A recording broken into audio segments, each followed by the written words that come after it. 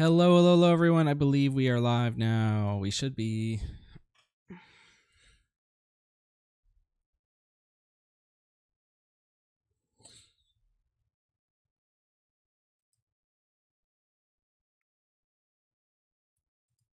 I'm hitting refresh until I can confirm that we're live. We've got players at the table.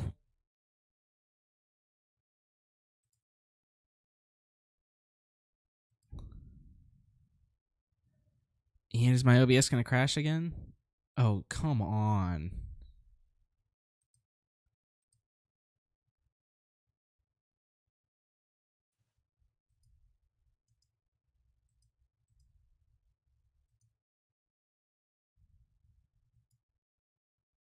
Hey, are we live?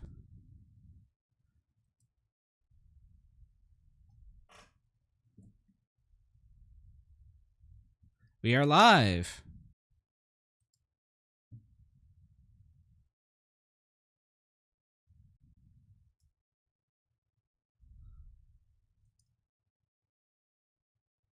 Okay.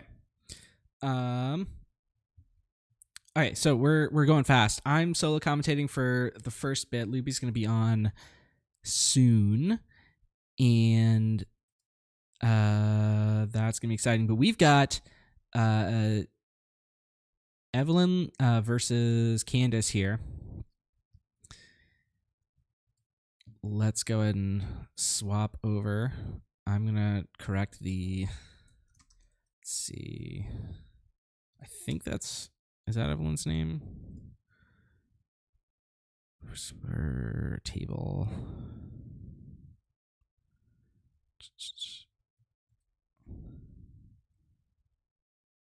It just says, it just says Eve in the melee, so I'm gonna go with that. And then Candace. All right. And the images are not correct. Let me fix the images. So, day 2 is exciting. We've got about 40% Jangos, 45% actually. It's kind of insane. I've got a graphic that I'll show probably between games. And let's make that base bigger. And this is going to be... But this Leia Lake Country deck is exciting, and I want to see how it works. So we pulled Evelyn. Also, exciting note, for those of you that care, we had Akira make the top cut.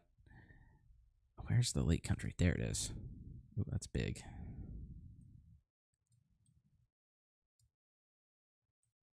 All right, there we go. This should all be correct. The timer's not correct, though. Let's go ahead and make the timer 55 minutes. And I'm just going to go and start that. No guarantee that the timer's accurate. And it looks like I finished setting up right as these players are starting. So Evelyn starts out with, or Eve starts out with the A-Wing. And Candace goes Han ramp into Cassian.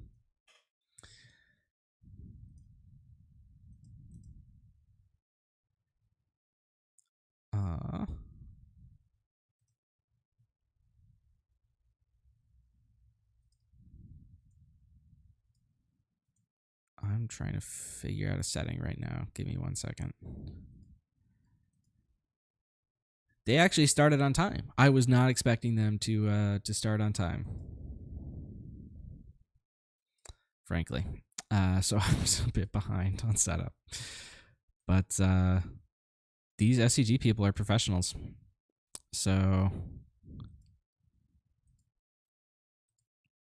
here we are, ready to go. Eve starts out with Fleet Lieutenant on that A-Wing, putting 5 into Candace's base.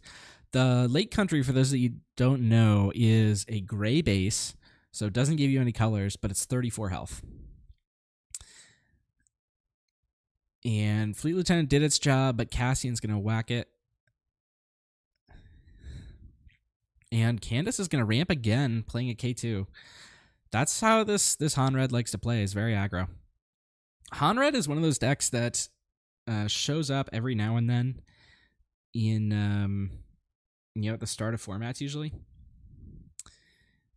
because it you can really pack a punch. It does have a bit of a weakness into more controlling strategies because it burns a lot of card advantage. But it's got some smuggle stuff that can really keep it going for a while.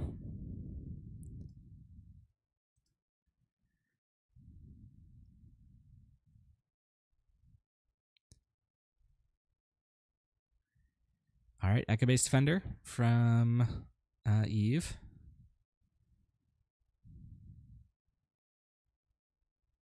Which is going to trade with that K2. 1 overwhelm coming in.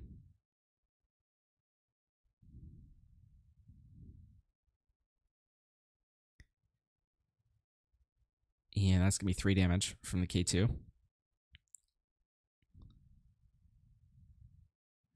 And okay, Kira comes down, revealing it looks like 2 copies of Rebel Assault and the blue leader.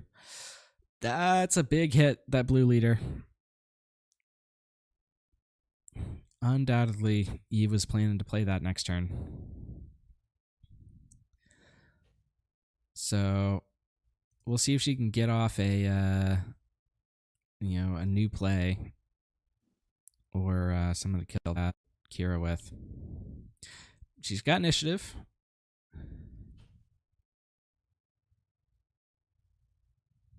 It looks like she's just thinking about flipping the Leia.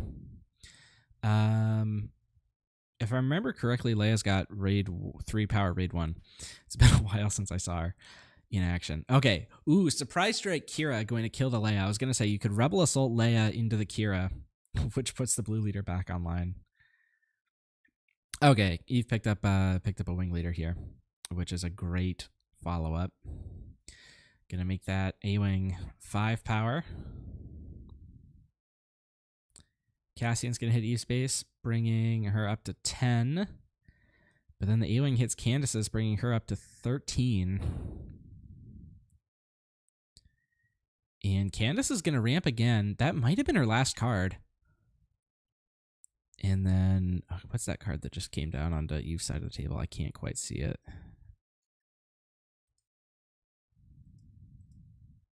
Let's go ahead and hit that button. I still can't quite make out what that card is. Does anyone in chat know what that card is on each side of the board? Oh, Jetpack coming down at a Han from Candace after the Han flip.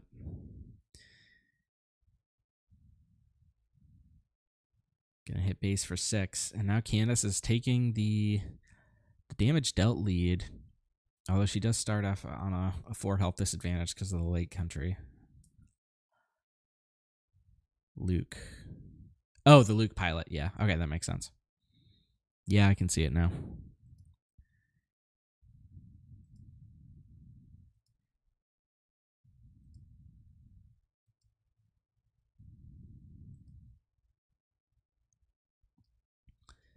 All right. Both these players have pretty impressive board states. And we're starting to get to the point where... so remember, Eve also has the Rebel Assaults in hand, which can be a lot of damage out of nowhere. But we're starting to get to the point where, like, we're talking about... and everyone's now saying Luke in the chat. Thank you all.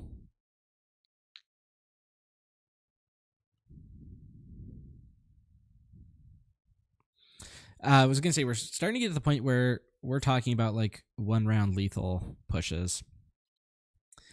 Although I think we're a bit far off. I mean, so Eve's got 20 health left.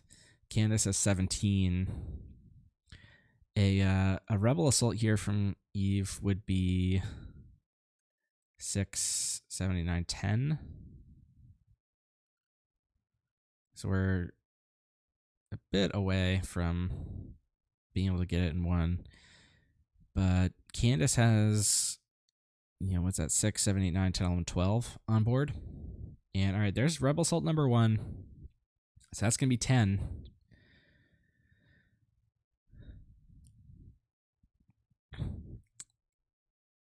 This is one of the downsides of playing late countries that you don't get access to the red cards like for a cause. But I mean, the extra health is actually very meaningful right now for Eve.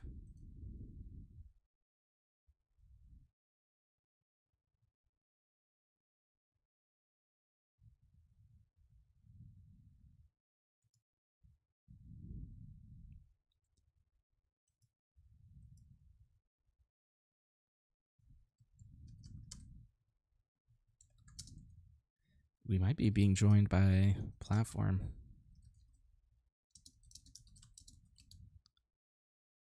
Here. All right. So looks like Candace is going to fire back with a surprise strike here. And that brings Eve to 25. Which means that with those 2 units on board, Eve might just be dead. I see she's going to hit in with the A-Wing for 2. That brings Candace to 25, which means Eve has game if she can claim and win, but she has to survive these 2 units on board. Oh, wait. No, I'm 2 units on board. Eve might just be dead. I'm doing a math error. Okay, because Eve has 4 extra health, so she can survive both these hits, right? That's 28. That Kira brings her to 31. She's dead to surprise strike, but if Candace doesn't have surprise strike, then Eve can claim and win. Second Cassian could also do it for Candace. All right, platform 327. Welcome to the stream. Hey, how y'all doing? Need the video there, Reb, so I can take a look, RT. Oh yeah, that's right. We're almost at the end of game 1, so I'll send it to you between games. But it's like I gotta. It's in one of the chats somewhere. All right. Oh, it's the same one from the other day, yesterday. No, it's not. It's a new one, but it's somewhere. Oh, it might be in one of the ones that you're not in. All right, Kira's going to go to the base here. That brings Eve to 31. And does she have it? The second Cassian? She does. So Candace is going to take game 1. All right. Now I'll send you that video link. So Candace got game 1, huh? I was watching on the stream there.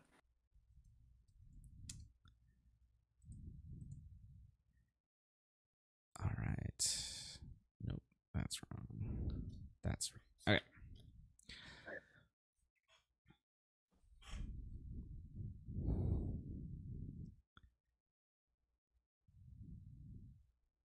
All right. So these are 2 decks that I was really excited about that made day 2. Both these players are the only ones playing their respective lists. Eve, the only Leia. Candace, I mean, there are more Hans, but Candace is the only Han red. So let's actually talk about... What an interesting first matchup. Yeah. Let's talk about... Who put that on their book? Yeah. I mean, really. Leia Lake Country versus Han, old school Han red. Yeah.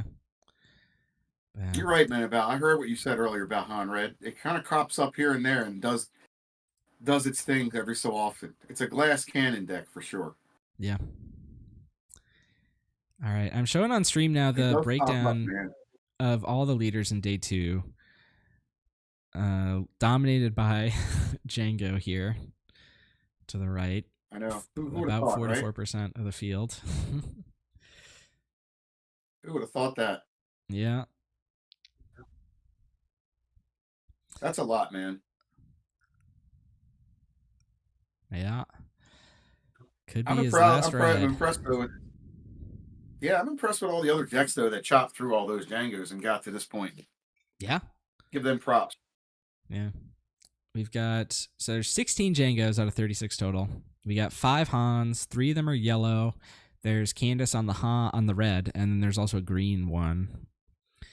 We got, I think, 4 Quinnland Tarkentowns, 3 Sabine ECLs, 2 Luke Data Vaults, and then we've got a Kira Green, a Yoda Data Vault, Eve on Leia, a new Boba yellow, Gar Saxon yellow, and Pia yellow as well. How about that, man? The Luke data vaults and then the Yoda data vault. Yeah, those looked really impressive yesterday. Yes, they did. Very impressive. Their pilots look like they put a lot of time in. Yeah. All right, so here we go. We're going to game 2 here. They did some considerable sideboarding. At least the Han player, it looks like he did some work. She, but yeah. Oh, she. Sorry. Yeah, that's. I don't see the names on my screen here. Yeah. So it's Candace and Eve. Okay. Yeah. 2 women. Candace did a lot of work on that one. Yeah. Not often that you see. So who took game 1 real quick? Just to recap, who took game 1 on this one? It was Candace on the Han. Candace got it on Han. Okay. So what kind of strategies do you think Leia's going to do now to try and combat what Han's doing? I think her strategy is probably going to be to push damage early. Makes sense. I think the longer this one goes, the more favored Candace is. Yeah, Eve can flex her battle field strength of 34 if she does that. Yep. Make Lake Country work for her. Yeah. I think she might also be looking for a wing leader early, and I just saw it in her hand, so. Yeah, she's got the wing. Oh, she likes her hand. Okay, Eve likes this hand a lot. Oh, yeah. You can tell right away. Absolutely. She's right into it. Boom. She's right away. Put 2 down. Yeah. Phoenix A-Wing, wing leader. Can't quite tell the other 2 cards, but those 2 make a really good open. Hand. Unless Candace can get the Falcon off, but... Candace is taking her time here. I think she's like iffy on her hand. Yeah. She slams that squadron right down. Yeah. What's up, Star Wars Unlimited fans? Hey, Loopy, welcome back to the stream. Yeah, very good. Oh, what a match this is. Is that it's crazy. And Candace? Yep. So Candace plays out the shiny liberated slaves there, RT. Yeah. If you're Eve, you're really glad that's not a Millennium Falcon. You are so happy right now if you're Eve. She could care less about that liberated slave. Yep. And is that... Boom. Hello. That was either Chewie or Luke that just came down. Okay, he's going to bamboozle. Oh, it's not just exhaust. It's bye-bye. Is it Luke? It goes to the ground again. Oh, it's Chewie. Oof. Wait a minute. Does that work on Chewie? Yeah, does it? They're figuring it out. They got to get it. They got to get a judge on that, maybe. Looks like it does. It probably just says on the card whether it's allowed. Yeah. Okay. I can never remember which specific things it prohibits. Let's check the text. I mean, he gets the Chewbacca back, though. That's cool. Or she gets Chewbacca back in hand. Sorry, Luke. No, you're good. I was just answering the question, and yeah, cool having you do coverage with us, Plaid. I don't really think Eve cares, man. Eve has such a great fire open hand, man. Yeah, she told me last night, because she's local to Milwaukee, she told me that the game we had on stream was the worst she drew all day, which makes sense. Oof. Okay, so the Waylay comes in, right? You know, but that doesn't really help Han out. Han's spending his money to, get rid of stuff, and that's not building a board. Yeah, or doing damage to a 34-point base. Yeah, she is getting in a couple big hits though with this liberated slaves, and Eve so far is nothing. Well, Eve's burning through his waylays and stuff, and that's a really good thing. Yeah, there you go. Blue leader. Bye-bye. That's big. Our Honda 6. Here comes Han out. Coming soon. Yeah, he's going to flip. I wonder if you had an way to exhaust that thing. I can't see your hand. Stop the Han from going to 7. Yeah. I mean, she can't because she spent all her money on that blue leader. Nope, she has no cash. Ooh, she is going to swing into the Han here, though. That's a smart move. I would get rid of that guy as soon as possible. Yep. I mean, you have 34 points of health, man. You can go ahead and smash stuff and then build up or something. I'm probably playing U-Wing in this deck if I was her. Oh, look at that. Nice call. Ooh, Candace has the Little jetpack jetpack action. again. That allows the Han Great to card. take out either of these units for free. And play something for what? 1, 2, 3, 4, 5, maybe, if once she lays another dollar down. Yep. We got in hand for 5. Could be Cantina Bouncer. No, she doesn't have that. It's not yellow. No. Could be a Cassian out of the resource row. 5. A Falcon, maybe, too. A 5, a big Falcon. It's Cassian, yeah. Oh, And there Cassian it is. Good call, bud. Good can call. actually defeat Cassian Leia out of the here. row. Wow. Yeah. Dude, Massive awesome. swing Candace for is killing it. Candace. Candace is killing it. Woo. Loopy, that's some hot action right there.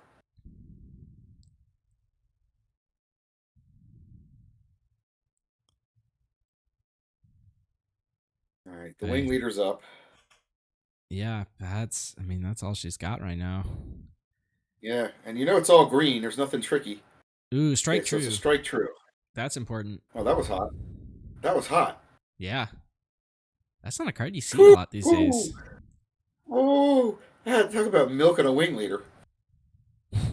Yeah.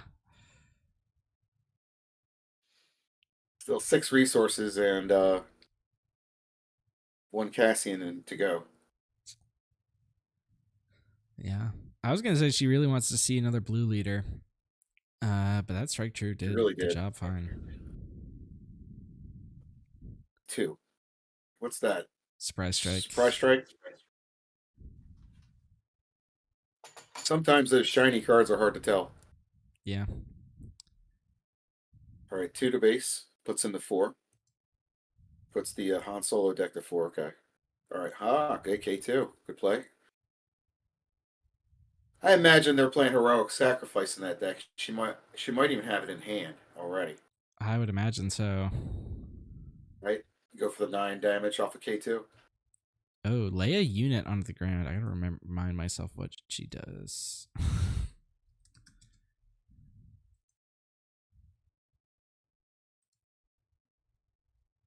Alright, she's a 3/4, restore 1. Well done. She's really combatant here. This is a good game.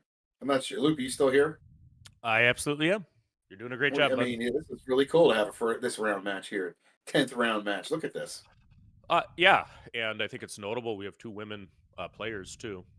We had a troll in the Wisconsin Discord once, talking about, how only guys play this, and we have some very strong players in Wisconsin, including Eve. And my wife actually won the first showdown at the biggest store in Wisconsin too. So that was a very short troll.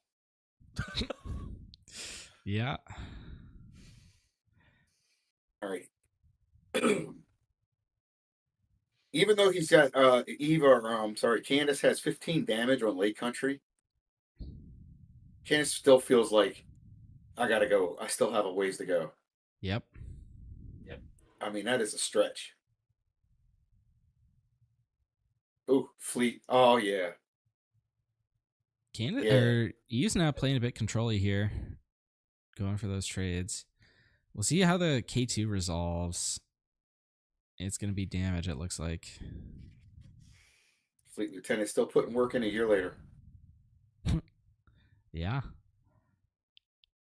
He clocks in for the shift. But it'll go over another year too. Oh, definitely. Card to keep someone given, baby. Oh, look at that one. That is gorgeous. A shiny Poe. Hyper foil. That's going to be very hard to out for Eve. Oscar Isaac. Yeah. Oscar Isaac said hello.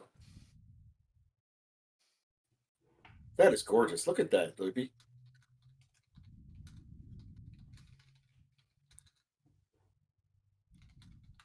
Do we know how many players got to day 2? 36 players. So you got to like the participant mat. That's really cool too, right? Yeah, you can really see the participant. The Oscar Isaac mat.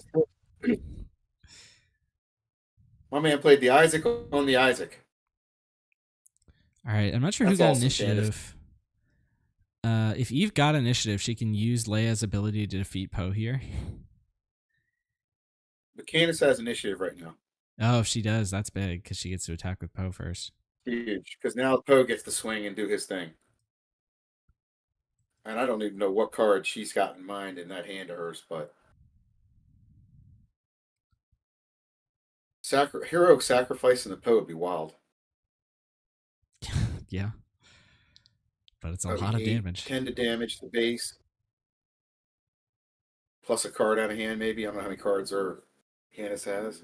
Yeah, it looks like she's got 3. Quite a bit, actually. Is that a home one? Oh, I see a home one in there. Oh, that is hot.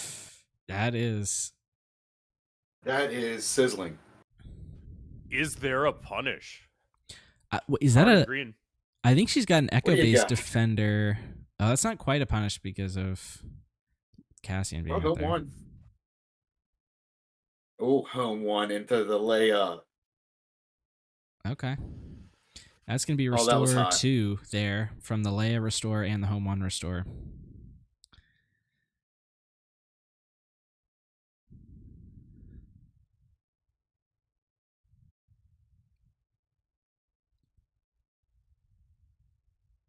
I'm liking Eve's board state.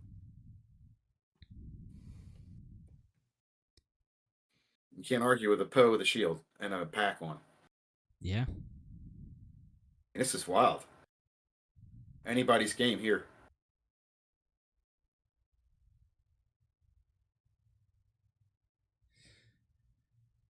And Candace has really had no answer to the space arena this game.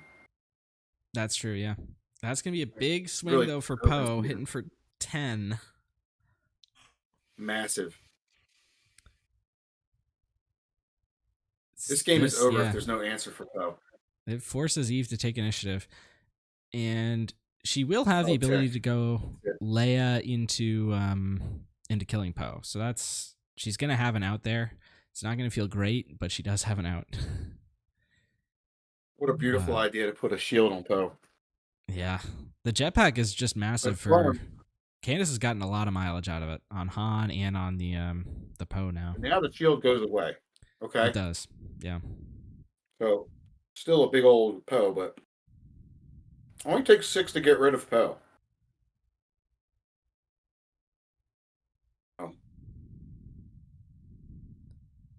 I mean, obviously, Eve has to dump Poe or this game's over. Yeah, she's got Leia to do it. It's going to be that. Yeah, no, but you have to do it. It's going to cost 2 units. Yeah. Does get to restore 3 here. Right. Aren't they dead, though? Yeah, they're dead. They do, yeah. There you go. Restore, that's big, though. Right there, it's 12 swing. Yeah, we're at 12 damage left now. Yeah. Oh, front row. Is that... Ooh, looks like Bamboozle onto the home one. Not ideal. That's huge. Echo base. Cassian out of the row. And Chewie onto the ground. Chewski. Chewie has a good Chewie voice. We should get that on like a sound bite. There's a 5-6 on the ground. What a battle. We're probably 20 minutes into this game. He's starting to stabilize here. Very much. That's it. Thank you, Loopy. Home one's huge right here. Always, yes. Loopy the loop. Home one is huge. All right. I think Eve's going to take this because of home one. There's no answer for it. Yeah. If she does, that'll be the reason. Tex out of here. Yeah. Ooh, Candace looks like she has another one on the resource row there. Yeah. What else did you see in that row? I don't see anything else. I saw the shiny card there. I think she has a surprise strike in the row, too. Yeah, I mean, that's important if the tech comes down. Huge. All right. So, still, no answer for home one. I mean, Loopy, you got to do something about home one, or this is going to go Eve's way. Yep. Eve's almost caught up in terms of raw damage. Yeah. And if you count for the late country health, they're actually even. Ooh, is that air superiority? I'm actually not sure what that That is. is air superiority. It's in her list, so she can do the Sentinel thing, and it hits for what? 1, 2, 3, 4, 5, 6 X-Wings right now? I gotta look what that does now.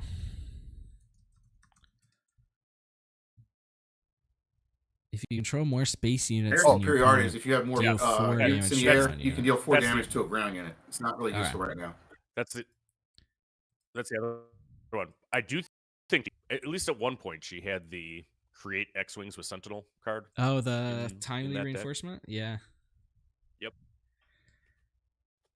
That would be really helpful right now, Loopy. Was that That's it. Was that a concession from Candace? All right. Yeah, game 3. Let's go. Yeah, home one saved our butt. Just no answer for it. Just couldn't find a waylay or anything. I don't know what else home one has in that deck, but yeah, so in between the games here, I did put E's channel, Lunch TCG, in the chat. So, I mean, she deserves a lot more to subscribers. Just kind of getting started with that. But I can tell you that a great player from the Milwaukee area, and she did very well in Gen Con with that Tarkin Blue. I mean, if people remember the Tarkin Blue talk from Gen Con, that was her. And great deck builder. So cool stuff. Who doesn't like seeing Lay on a Lake? Yeah, this is and Candace too.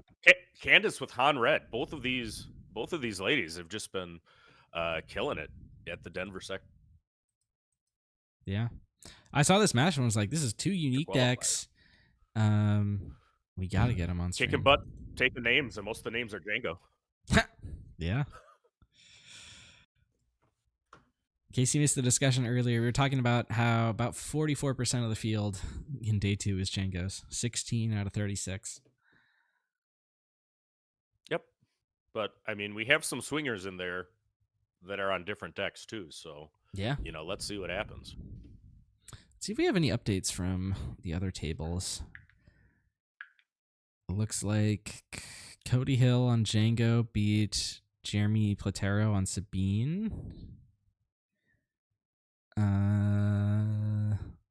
Brett Zeller won a Jango mirror versus Travis Batt. Victor Bailing on Sabine beat Daniel Alcala on Jango. And Josh Huey beat Robert Irons in a Jango mirror.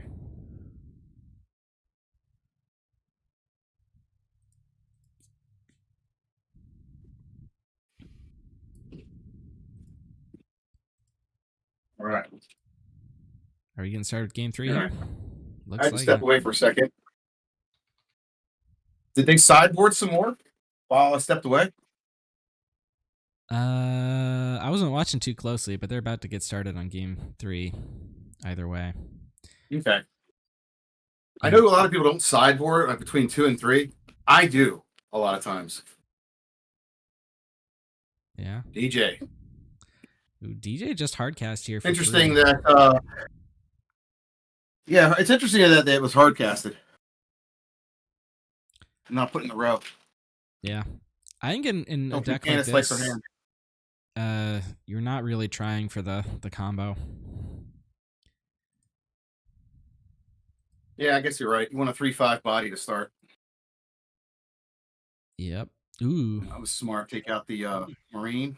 Yeah, that's one of the reasons why you want to do that early is because you get favorable trades into these 3/3s. But Fleet Lieutenant's going to negate that. Yes.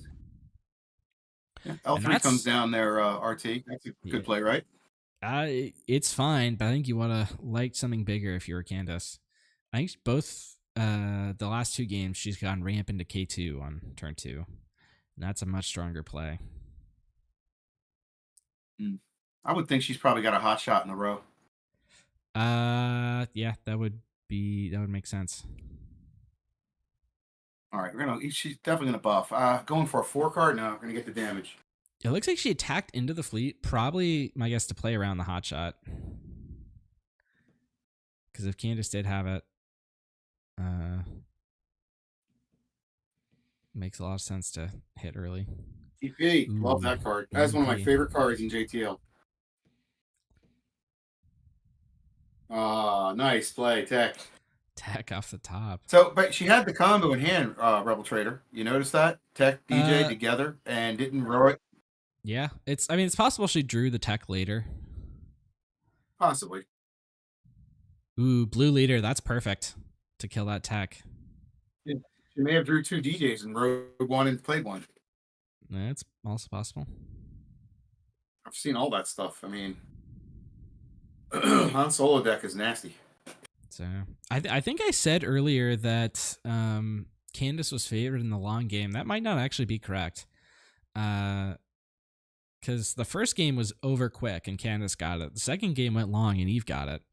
I didn't expect Eve to be on those home ones, but because she is, she might actually be favored in the long game.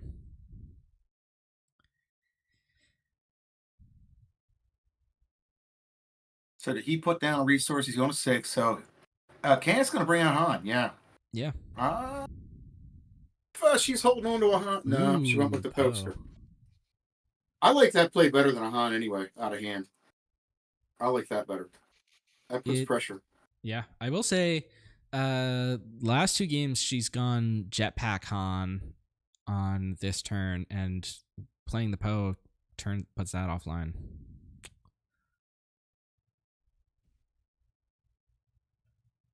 It's a lot of pressure. Candace just takes initiative here. Take the card out of hand. Let's see. For those asking about the meta, I mean, Matt's pretty much right. It's Jango, more Jango.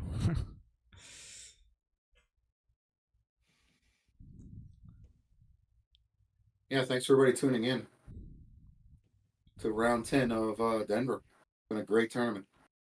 All right.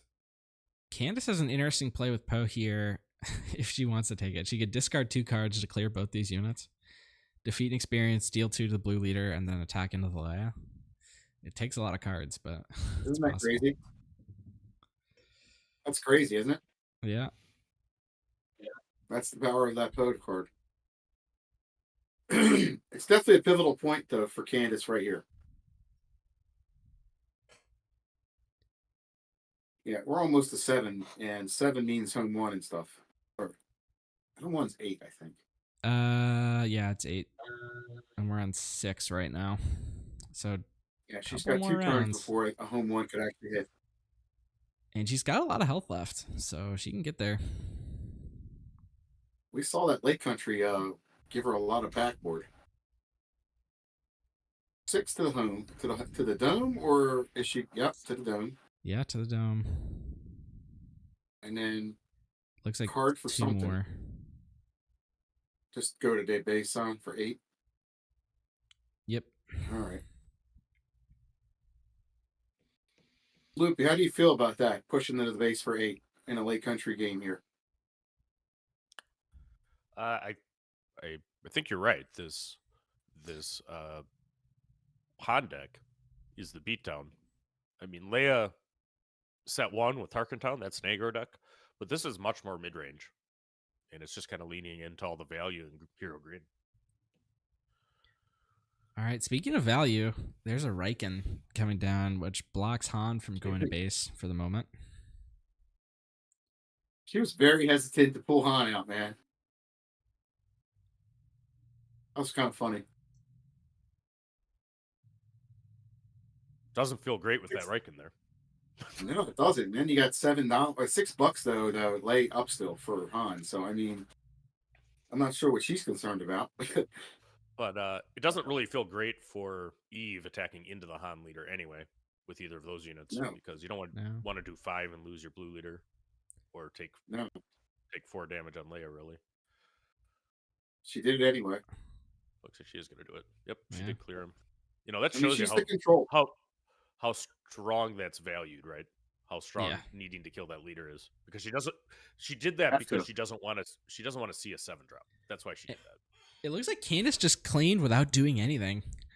Which That's I mean nuts. it lets her get So- another Poe attack off, I think but so. I think that tells us that she was planning on a 7. She's probably planning on Han leader or Yep. Han unit or Emphas wouldn't have been very good there. I don't think. Okay, 'Cause hey that's Loopy, pretty lower, right? let's talk card playing though. The way she hesitantly put that out there, she was taking a chance, and she knew it, and she got popped for it. Right. Yeah, it might have been that's what he picked up. She knew she had a hot shot though, and that's real strong. I always assume Han Solo has a hot shot in row. Yeah. And Oof, that's huge. so now she does clear the 2 units. Yes, she does. ooh, there's Ewing. Someone was talking about that earlier. Okay, what do you have? Dealer's choice on the U-wing. I don't think there's anything too crazy in the U-wing of the list. I mean, there's not stuff like you saw the Yoda deck. Got an R2 and a breaking. That's Really not bad. And Not there's bad at a all. cool, there's a cool combo nowadays with that R2 pilot and Bright Hope because I mean you can bounce him up and draw a card. Like the R2 unit played as a unit, can soak like indirect damage and then later become, an upgrade to your Bright Hope. It's good stuff. Yeah. That's wild. Being a 1 attack unit, he I love that clears this R2 Poe card. nicely also. Right. Well, that was really a great U-wing, actually. You mean you'd sacrifice your R2 unit to kill Poe? I would, yeah. How dare you? 1, 2, 3, 4, 5, 6, 7, 8. We're at that magic number, RT. Yep. Wait, did someone just say Bosk Blue won the finals of Liverpool? That's awesome. That's wild. Boss Blue, huh? Control. Was it the Blue 30 or is it with Colossus?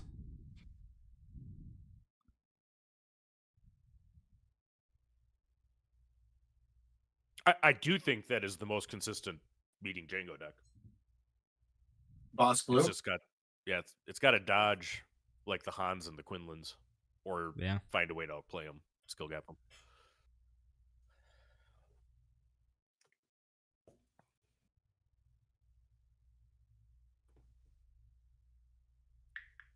So a little bit of a stare down right here. Candace is currently contemplating her decision on having her Han go out still. Going to backup plan. I think England was where Thork won with Boss Blue too, if memory serves. I believe. I think you're right. No, he wrote a big article about it. I remember you're right, Blue. He did a masterclass on late night gaming. So you want to get Well, he did an article. He did a lot of stuff. He did a worldwide tour on that deck. There's gonna be 8 to base 17 from the on the Lake Country. Ooh, there's that home one. You still feel like you're down though. I mean, Eve's going to win this because her base has got so much health. Yep. And yep, there's that R2 trade coming in. I mean, what do you do about home one? There's no answer except Waylay for him. Yeah, and he gets its one played again. For Candace, there it is, the Waylay. I call there's it. There's the Waylay. But you know, I can tell you what's going to get played next turn. Yeah. Eve's going to play it again. Yeah. And Candace has that Reagan. Reagan. And now she can get a 4. A 4 cost, right? Or a 5. 1, 2, 3, 4, 5, 6, 9. 4, yeah. Yeah, we're 9 or 10. I can't tell. Yeah, a 4 ski. Yeah, bye, Leia. Yeah, eventually, you're going to be pulling like Rikens. Yeah. With your home one. Or blue leaders, even. Yeah, right? Yeah. One more blue turn. Leader can come now. One more turn, and it can ambush the ground. Yeah. Riken also home one is the card that keeps on getting. Yeah, and the home one pulling Bright Hopes. I mean, this is not the matchup for that, but that is crucial to this deck beating Jango. I don't think we've seen that matchup yet, but that's I'm sure what jams the Devastators from killing you, because that's what Akbar does. I don't see how Tech. I don't think Tech's going to do it. Tech could be anything though. It's a start, but there's your blue leader. Yeah, just in space.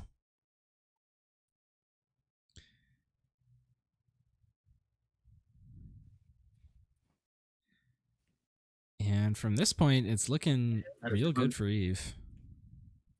That is one lonely tech, Loopy. And I think everything's a rebel, right? I believe so. Franken's a rebel. Home one's a rebel. Oh, it's going to be click, click, boom.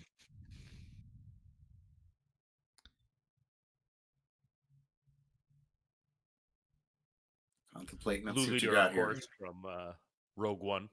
Those were the X-Wings that jumped into Scarif inside the dome. Most of them. One of them stayed outside. From the row would be nice. Right, Loopy? A Han from row?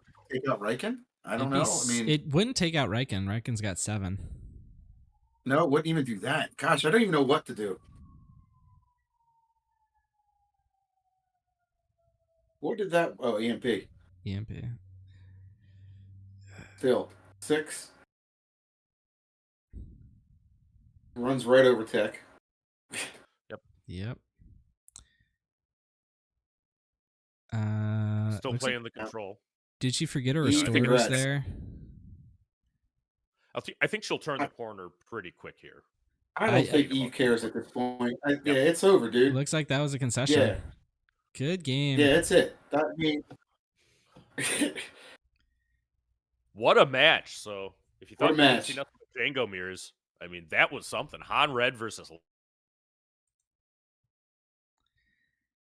Leia in a lake. I like that. All right. Unfortunately, that was an elimination game, so Candace is now out of contention for Top Cut. But making day 2 is an achievement in its own right.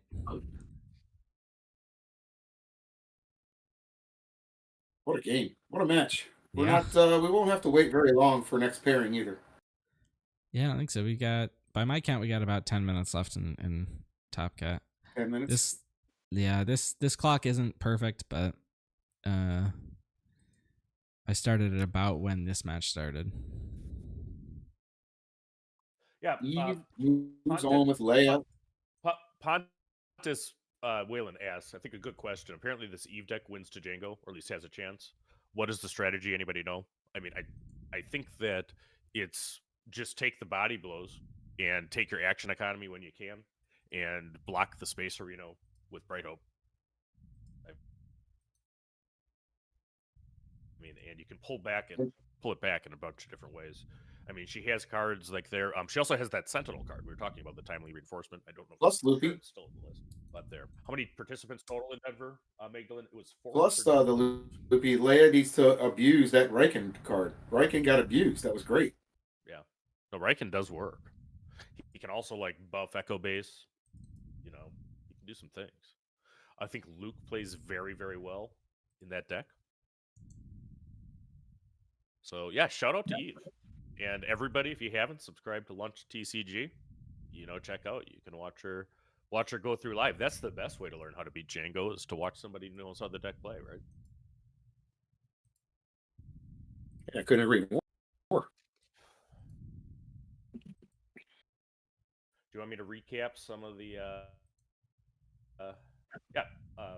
want me to recap some of the results?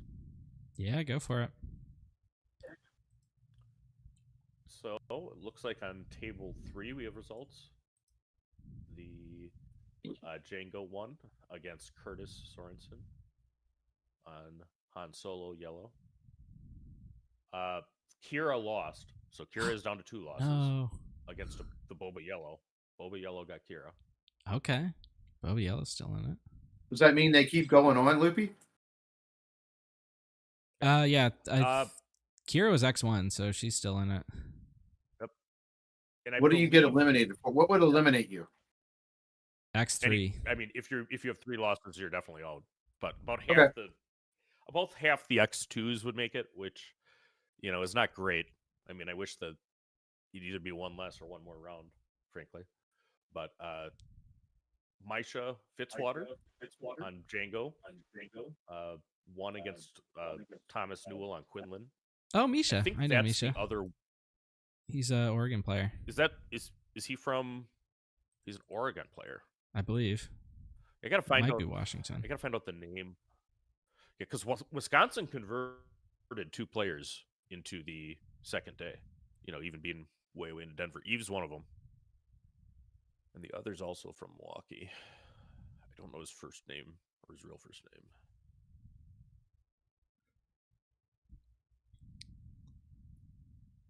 So tickets today are they're going to get more value off the wall. Sounds like.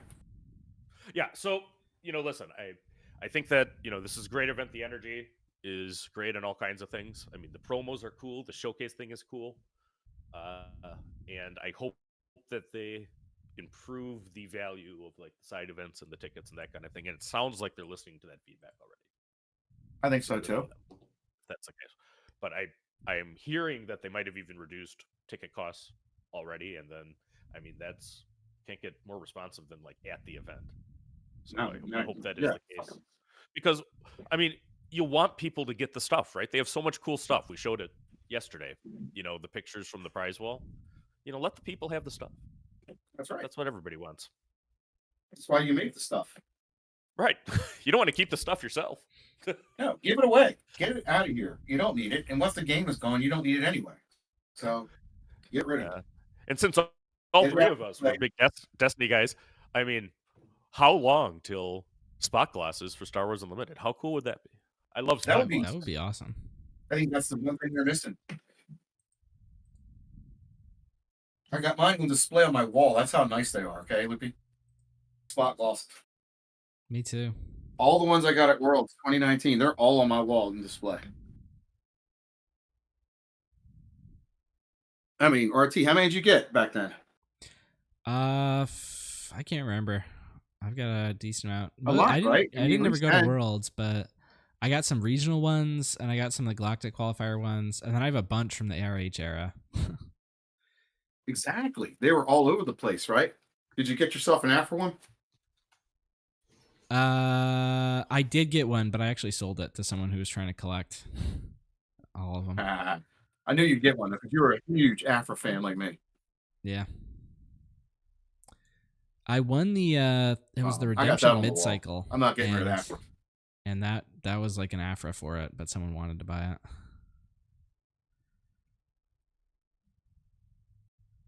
I think the ones on my wall right now are Dr. Afra, Jabba the Hutt, Maul, Palpatine, and DJ. All right, we've got a couple more results on table. I think that this is new. On table 2, Chris beat a Jango 30. Number 2 of 16. Sunny D got through on Han Green. I figured that was the Han. Probably eliminating the last Piet. Yeah. That's the end of the Piet. The last Gar got eliminated also. Yep. Victor Balling on Sabine ECL beats Jango. Right 30. On. So nice versus Victor. That's a winnable matchup. So as much as Jango got a lot better in set 4, he didn't get better against Sabine. In fact, I think that maybe he lost a couple of points on Sabine because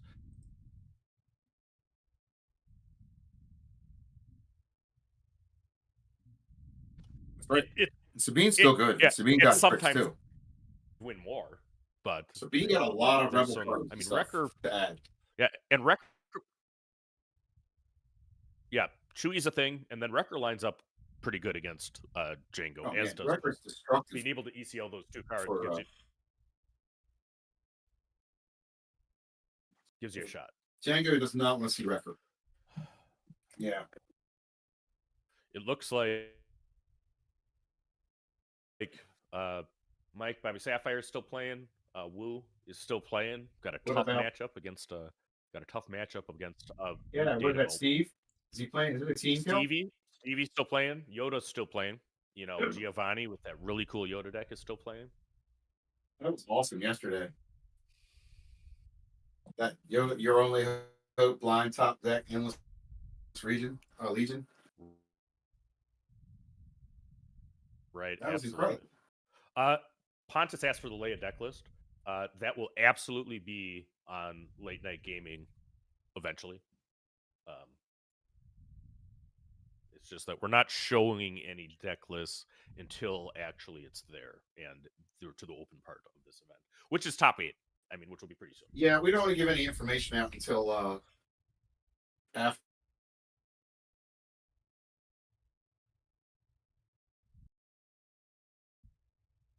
Or right. So Eve is still in contention, advancing with Lake Leia, and we're getting to the end of this round. So excited about this Denver sector. Eve won, yes. Eve won impressively, actually. Yeah, it looks like Bobby Once Sapphire Eve figured out that she was stable. He did. Mike, that just come in. Yep. He was going there. All right. All right, well, Mike. From a longtime friend of late night, Bobby Sapphire. Like to see him doing well. Wu won also. Oh, I see Daniel Hall. I see Daniel Hall winning that. Oh. You see Mike Gem? I see Daniel Hall now. It was Mike Gem earlier. Might have been a fat finger. So, we're not totally sure on that. It does look like Wu took care of one of the Luke data vaults. So I wonder if it was was it Stevie he was playing, or is he playing the other one? He was playing the other one. Steve won, actually. Yeah. Steve got down, man. Steve is on a roll right now. That is cool. Like I said, I like it. I like, these new bases. I mean, the community needs some more testing, but there's something here. This is the best bases, in my opinion, since set 1. I mean, set 1 has Tarkentown and ECL, which are both great, and they cut your health. But, I mean, Vader Vault is also good. No, I mean, I am working, and I actually recorded a Vader deck tech that I am re-recording a couple parts because I wasn't happy with it. But I decided on Vader Vault, as well, that extra couple of damage, on decks, particularly in green, right, where you have this healing late in the game, is what you see with Eve's deck. She has the home 1, which provides a lot of healing. That's not available to Vader, but Reinforcement Walker is, and Yularen is, and Scrum is. I mean, taking some of those body blows on a tall deck can do a lot of work. Yeah, it's like using remember in Destiny when you use your leaders, basically your character's health as removal. So you had enough health in your deck to take the blows, and it's basically removal, taking their actions. That's kind of what Lake Country and Leia is doing. So on the base side of things, just taking the actions, and then no question, Tarkentown is the most played rare base, right? But there are 1, 2, 3. Colossus is picking up steam. Yeah, I think there's 3 ECLs total, and there's 3 data vaults total. And Colossus, how many Colossuses? I don't believe any. Yeah, none of them made day 2. Was that a Piet Colossus deck? No, it was yellow. I think the Vader, if I remember right, the Vader, set 1 Vader was on Colossus. No, it wasn't. He did. It was. They were both on. Oh, wasn't it? It was on Vader 30. Yeah, there was a Bosk Colossus and an Anakin Colossus that were in contention up until round 9 yesterday. Yeah, Anakin Colossus was nice. That was cool. People are trying those bases, Loopy. You're right. Yeah. They're not only trying them. I mean, so people still complain about ECL. I mean, Data Vault has as many people that top it, and I think all the ECLs are Sabine, right? Yep.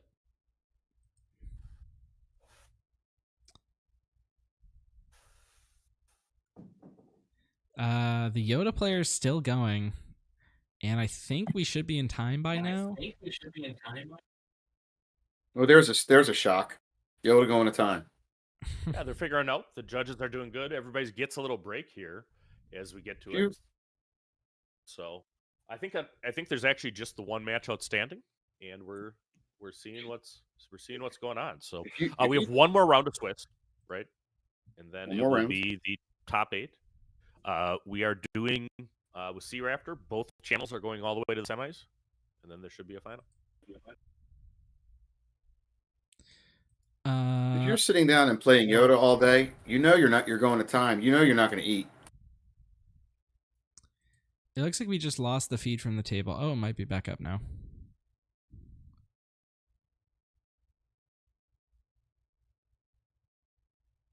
Unless you maybe have Sabine. Yeah, Sabine Green first. Or you just play Sabine, you get to eat. Yeah, and then also, or you could just take the intentional draw if you're at 5-0 later on. Get yourself some dinner. I don't know. It's just funny though. Bosk Blue, Yoda, you're not eating. Might as well hook an IV up to yourself that day for nutrients. Yeah, we're getting some image of the camera. Might be nice if someone could go over and like wave their hand in front of it to make sure it's a live image and not a still one. Yeah, absolutely, because we got the MacGyver stream. I mean, shout out to our Heroes of Denver, Jordan at Cantina crew, Jeff Creasy, and because we're putting it together. They put it together in bubblegum and duct tape. But for those that didn't hear yesterday, FedEx waylaid the laptop and the camera and everything that was intended for the stream. So we're doing this through sheer determination and some very cool people that have helped make this happen. But who doesn't like more Star Wars Unlimited coverage? And shout out to Wes at Sea Raptor and those guys. Wes and Ian are doing a great job. This is the first Star Wars event of a significant scope that I recall them covering, but they're a heck of a guys and they're doing great coverage. So check out those matches too. Oh, the Sea Raptor's awesome. Yeah, absolutely. I got them on the other TV here. As have I for a lot of this. They're great, man. I love these displays they use when they're doing their commentating. They got like surface pads they use. We've got round 11 pairings available, which means the Yoda game had to have been resolved. Yeah. On stand. Really nice setup here. Yoda game was a draw. What were you going to say about Sea Raptor? He what? Put resources in because he loves this. Oh yeah, he always praises his wife, man. Well, and your wife plays the game. She's a champion. Like Frank, you and Frank, man, ought to have the husband-wife battle the bash session. You know who else is there? I mean, our friends at McClunky, who are great people in coverage. Claire is actually the tech person behind that. Who and Tim, is Titan there, of course. Is that Titan's wife? Built like a brick, Claire. But yeah, that's what I thought. Yeah, Claire actually. We're gonna both be in Richmond. Late Night and McClunky are gonna be in Richmond. They're deciding whether they're gonna come to Minneapolis. I told them that I want them to come if they can. Late Night will be at all three. But Claire actually helped with some technical questions we have. So I say a lot, rising tides raise all ships. I love all these channels that are doing coverage. Absolutely. We have quality coverage on all our great events. It's amazing. Right. And shout out to all the people that made this happen. Jordan at Colorado Cantina crew. Please subscribe to their stuff. He was Johnny on the spot. Hunter, Jeff and John, all the Bothans, George, Frank. Those are all great people. And I heard it's colder in hell in Denver right now.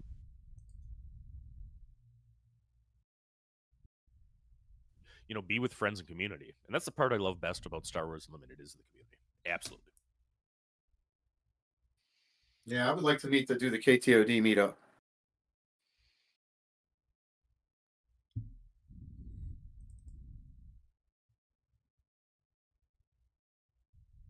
So we're waiting on. Are we still waiting on Yoda to finish up? No, we are. No. We're waiting for them to Yoda people there. But you seek Yoda? Oh, I would love to have Yoda on. Are you kidding me? Don't tease me, Loopy. We requested it. We'll see if they. Come on, baby, bring that Yoda on, son. And how this works per SCG policy is I don't know that they can decline once the top cut starts. So we'll go from there. Is that for real? Like SCG has like a policy around that? SCG is maybe the best TOs in the country. I mean, they are a professional crew. Had a little bit of miscommunication on round 1 yesterday, but they have made up for it with excellent support, since. So that's great.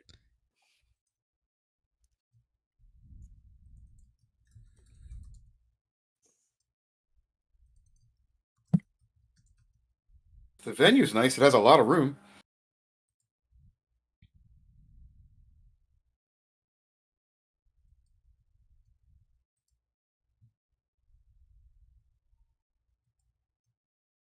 I don't know if that's a still picture or not on that camera now. It was live earlier.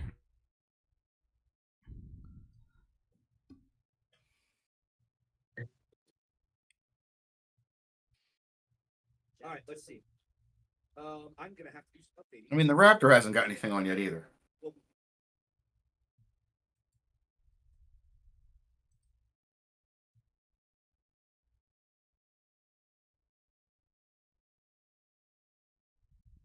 Hear what they were saying real quick about what they're getting ready to do. Oh, here we go. There's a deck pod. We have movement. All right. Hudson, we have movement.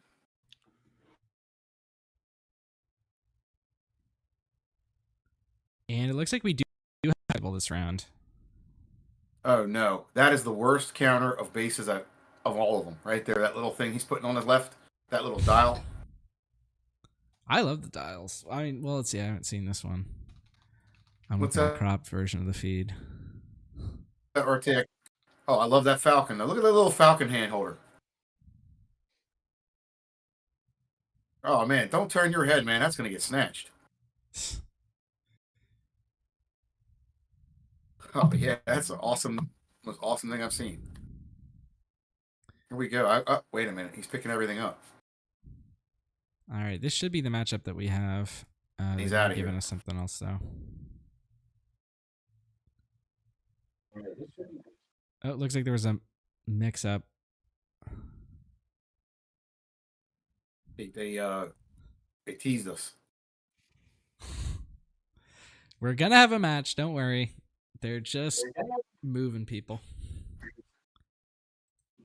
I recognize that beat up blue box, man. Whose is it? I don't know. I've seen it before though, man. I just You don't remember which it is, but it might be Sunny D, man. He runs around with a beat up blood box like that, I think. yeah, some people get attached to stuff. I mean, if you know Alex, I think he plays on nothing but a Oh yeah. Yu-Gi-Oh mat. Is it? Yeah, look at Symbiote, the Symbiotes box, man. It's like a NASCAR race thing. He's had it for so long. He's got so many stickers on it. Mine kind of looks like that too. I have a bunch of Sim stickers on mine. My black one. You got the NASCAR package. Yeah, the deck. I have a double deck box that usually has Vader and Quinnland in it, and that's the one where I put all the stickers. See, look, Right. he's using his Ray box, man. It's all busted and beat up, man. That's not Sunny D, but like, you know what I mean? There you go. It looks like we do have the Yoda game playing against a Quinnland. That's so that'd be interesting. Giovanni on the top. It looks like probably, and Derek on the bottom. I already set up Giovanni on the bottom, so I just Giovanni. flipped it. I just flipped it in the OBS, so it's correct. Oh, look at that magic! I've been doing this for as many PQs as anybody I've produced probably, and I've never thought to do that. But that is a lot smarter than the way I handle it, which is update the overlay. So Oh yeah, learn you just do something every right click, transform, flip 180 degrees. Yep. No, I know how to do it. I just never thought to. Oh, okay, great. All right, I'm gonna start the timer here. just No like- guarantee that this timer is accurate, but it's our best guess. I'd like to point out that he's got one of the original Ray boxes from last year, and just to let everybody know, for $8, those things do last. It's a year and a half later, and there it Yeah, is. those soft case boxes are nice. I like them, They last. but I love the deck. I box. gave all of them away to my buddies I mean, at the local. deck box. You know what was notable to me? It's kind of a side thing here, is how many people were playing on the base from the Twin Suns deck pods. I think we saw quite a few of those. I mean, you can tell them because They're they kind of cool. have they have foil in a different way, and they're alternate art. But multiple players have gotten those. And I think Twin Suns is going to take off now. Twin Suns is a lot of fun. You got to have 4 people that built a Twin Suns deck, but it I'd really step is away a for a blast second. once you go. All right, absolutely. Someone go get this man a Hyper Yoda. Pronto. I'm sure I would give him one. If I was at this event, I'd give him one. Here. I'm sure he's doing that by choice. So Surprised, man. Some guys don't give a rip. all right, I so both I players, like a shiny base, though. I do like a shiny base. both players are shuffling their decks. Derek as a Quinnland. I mean, clearly the aggressor in this matchup. Oh. Yoda is a very tall deck. Hero Blue Green is a tough one for Quinnland comparatively. You still got a lot of game. Quinnland never has a auto loss to anything really, but you got to get in heavy. You got to try to land some pumps, and you got to not lose to Luke, because Luke Skywalker can take over the match. Usually, your best answer and your best out to Luke is Han unit, because Han unit is able to kill Luke without taking any damage.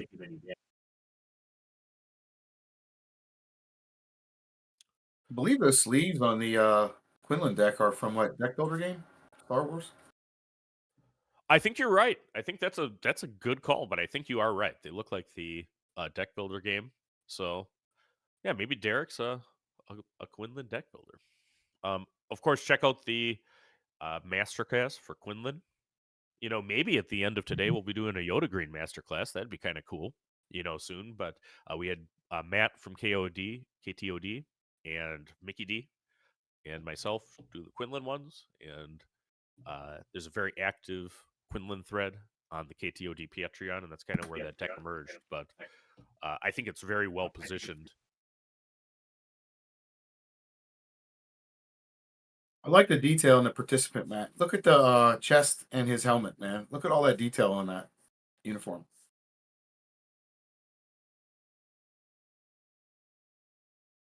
All right, looks like we're ready to roll. They shuffled up.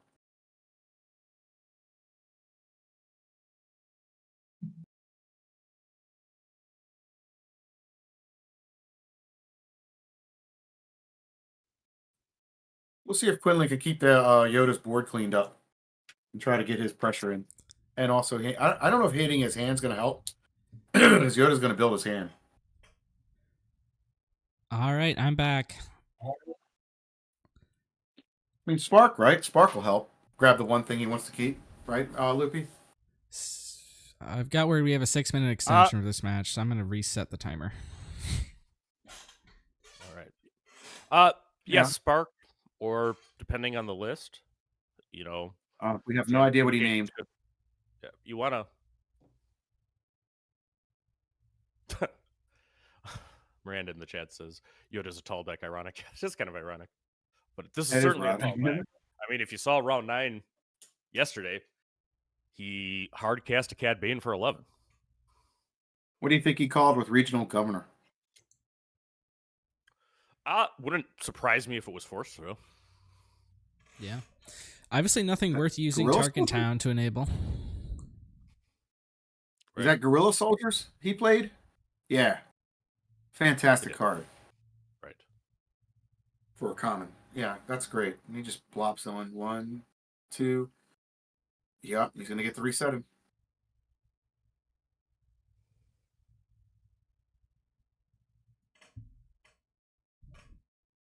I don't know if you'd call Force Throw right off the bat, though, right? I mean, would you call Kira or something like that? We've just received word it was Crafty Smuggler that was called. Okay. Interesting. I did not have that on the bingo to card. Snipe the turn 1 play. Just guessed wrong. Yep, I think that's actually what it was. And there's no reason to expend your Tarkin Town to get that back. I think. I would leave that alone all game long. So, sometimes the Tarkin Town is the last. There's another regional governor coming down. Another one. That's why I'm laughing. He played another one. Okay. Now there are 2 of them. All right, so we got 7 damage on Yoda's base, 1 damage on Tarkenton from the regional governor. Boy, clear the field would look really good. It's possible.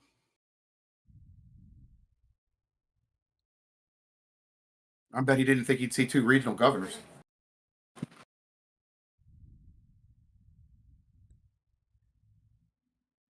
Those guys just yell harsh language at you.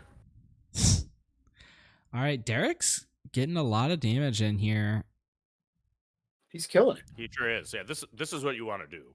I mean, the regional Oh, he's governors going- are annoying and affect your play lines a little bit, but I mean, they don't Who clear cares? any of the ground units.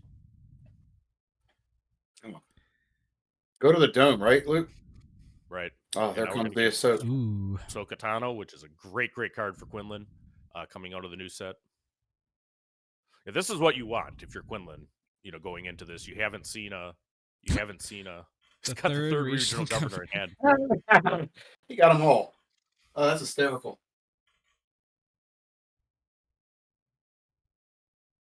You don't want to see a village protector if you don't have Sabine. Now he did play Sabine unit. Sabine unit is the opener you want against Hero Blue because of the village people.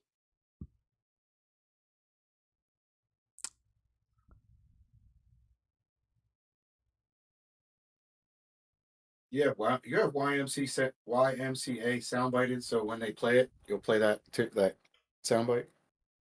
Yeah, so Central Spacers tells us that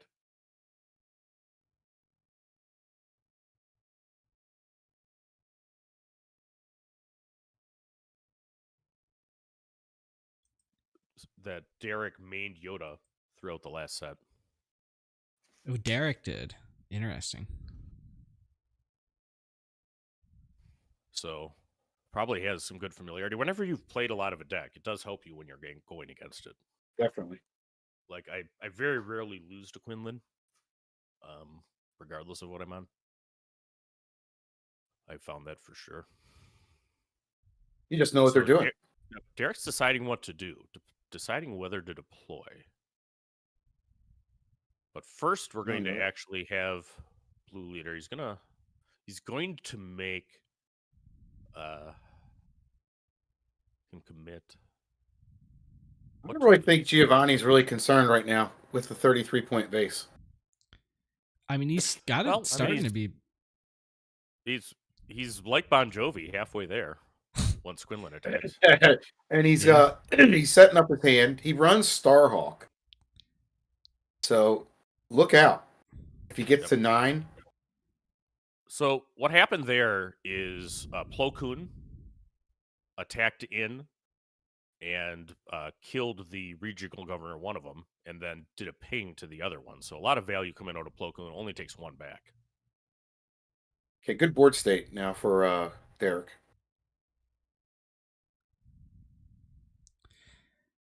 Yep.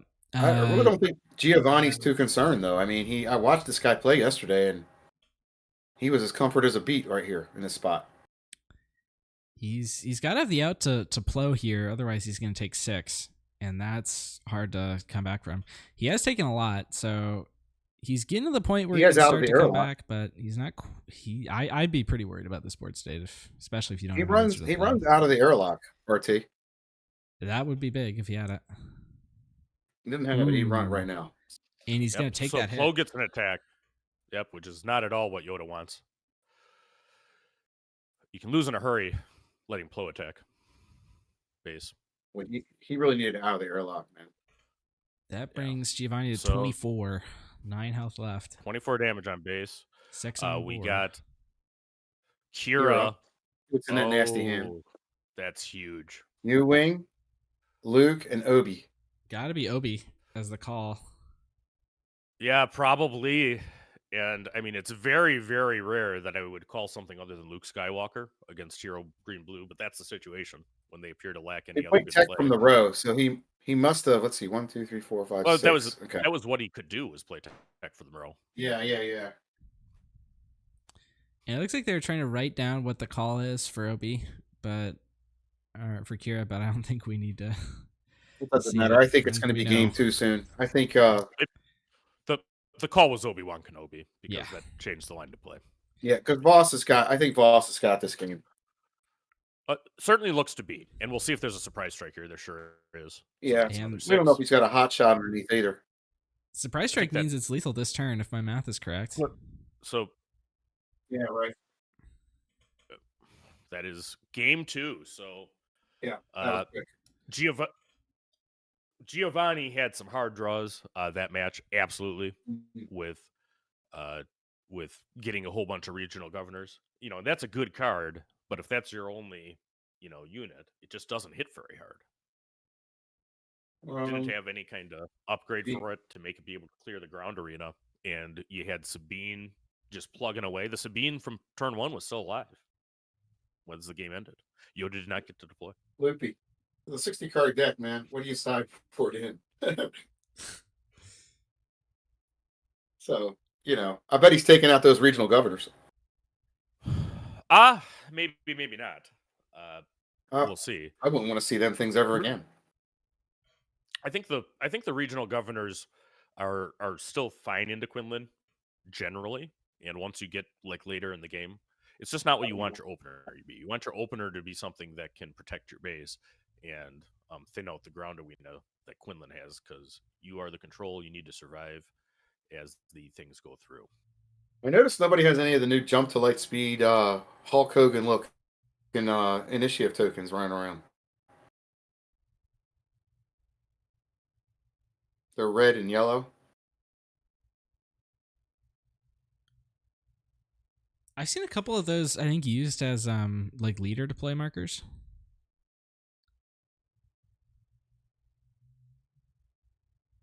Pretty cool looking. You can see them even because right now you got that one token looks like the other token, the big token over the little token, over the big token.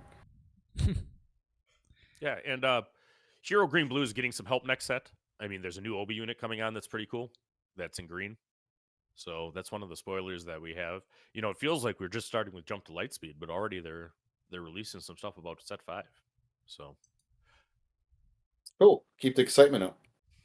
yeah, check out the Fantasy Flight stream that they had on it. And there's plenty of creators that have wrapped up that as well. All right, the guy down here, Derek, how he's shuffling, man, that's exactly how a blackjack dealer shuffles. I know because my mother was a dealer for 20 years. See? She showed me. I watched her do it. Rip, in. Rip. She would do it for 6 decks.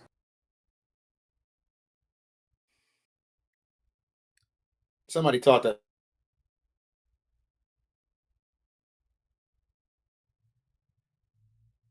Loopy, you've played a lot of Quinnland. What would you be bringing in on the sideboard here?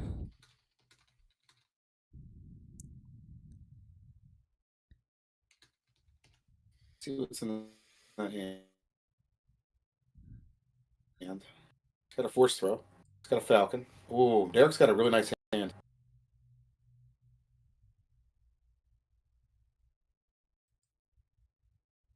Can't see what Giovanni has. Yeah, me neither. Keeping his cards on the ground.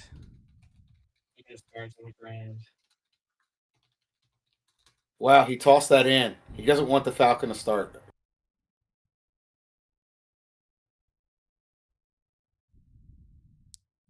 Oh, Derek's in KC. Two of our teammates in TTI are based in Kansas.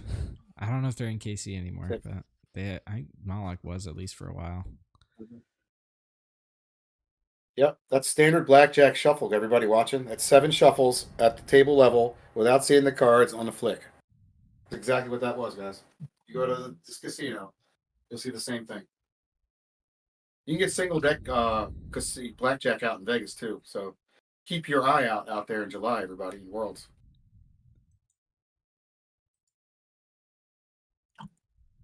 A lot of single and double deck blackjack tables out there. Ooh, scanning officer. And that's a hit on... Yeah. Oh, both hits. Wow. Cassian and Hotshot. Ooh, that's a sideboard. That's a sideboard card. That's awesome. That was probably came in for the regionals. He blanks the That was turn one amazing. play. So does And that takes exhaust those two. his resources? It Or does. Rebel Trader, does that exhaust? Oh, that was beautiful. Put a feather in your hat, Giovanni. Falcon can be difficult for Giovanni to deal with, though. It looks like he's got nothing for it I immediately. mean, 33-point base. Do you really care about the thing? Yeah, I mean, Ground control. he might be able to like. Ground control to Major Tom. He He's might got be the able to loop raise unit in there Garrett. now. He wants the ground, man. He does not want to let this man have ground. That's the key against Quinnland. Yeah, this match is going much more in the direction Yoda wants than the last one for sure. Yep. Because of the You know, Falcon. Luke- Gamer in the chat. He's a Luke great Rare player. is going for $15 on TCG Player now. So he's going to ping the Luke.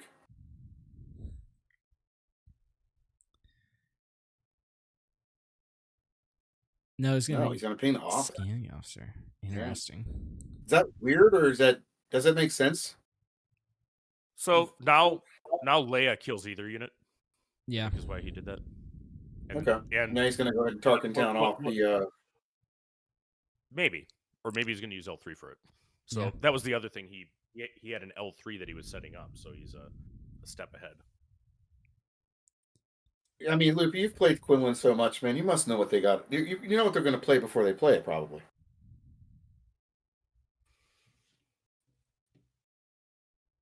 Just by what they're doing, right? What you say, that's true? Yep. I mean, really, that's why you beat the deck all the time when you're not even on it. Like when you could be on Hondo or whatever. Hondo's definitely a good deck in the Quinnland. I mean, so I'm saying, you know what they're doing. hand disruption doesn't really help that much against a deck that has all kinds of smuggle cards in it. All right, so L3 goes base. This is looking better though for Giovanni this game. Yeah, For sure. That scanning offer, that scan And officer clutch. this game very well may come down to what hits on a reviewing reinforcement. That would not surprise me at all, because that's a great Absolutely, 7-cost yeah. play. And depending on the board state, you might need a CAD or you might need a Luke, but oftentimes you got to hit the right thing on U-Wing on this kind of a deck. Han Green similar. I see. Quinnland ended game one before Yoda could come out of the hole. And I think that's the game plan. And if Yoda gets to come out of the hole, I think Yoda wins the game. Definitely makes it more likely that he wins.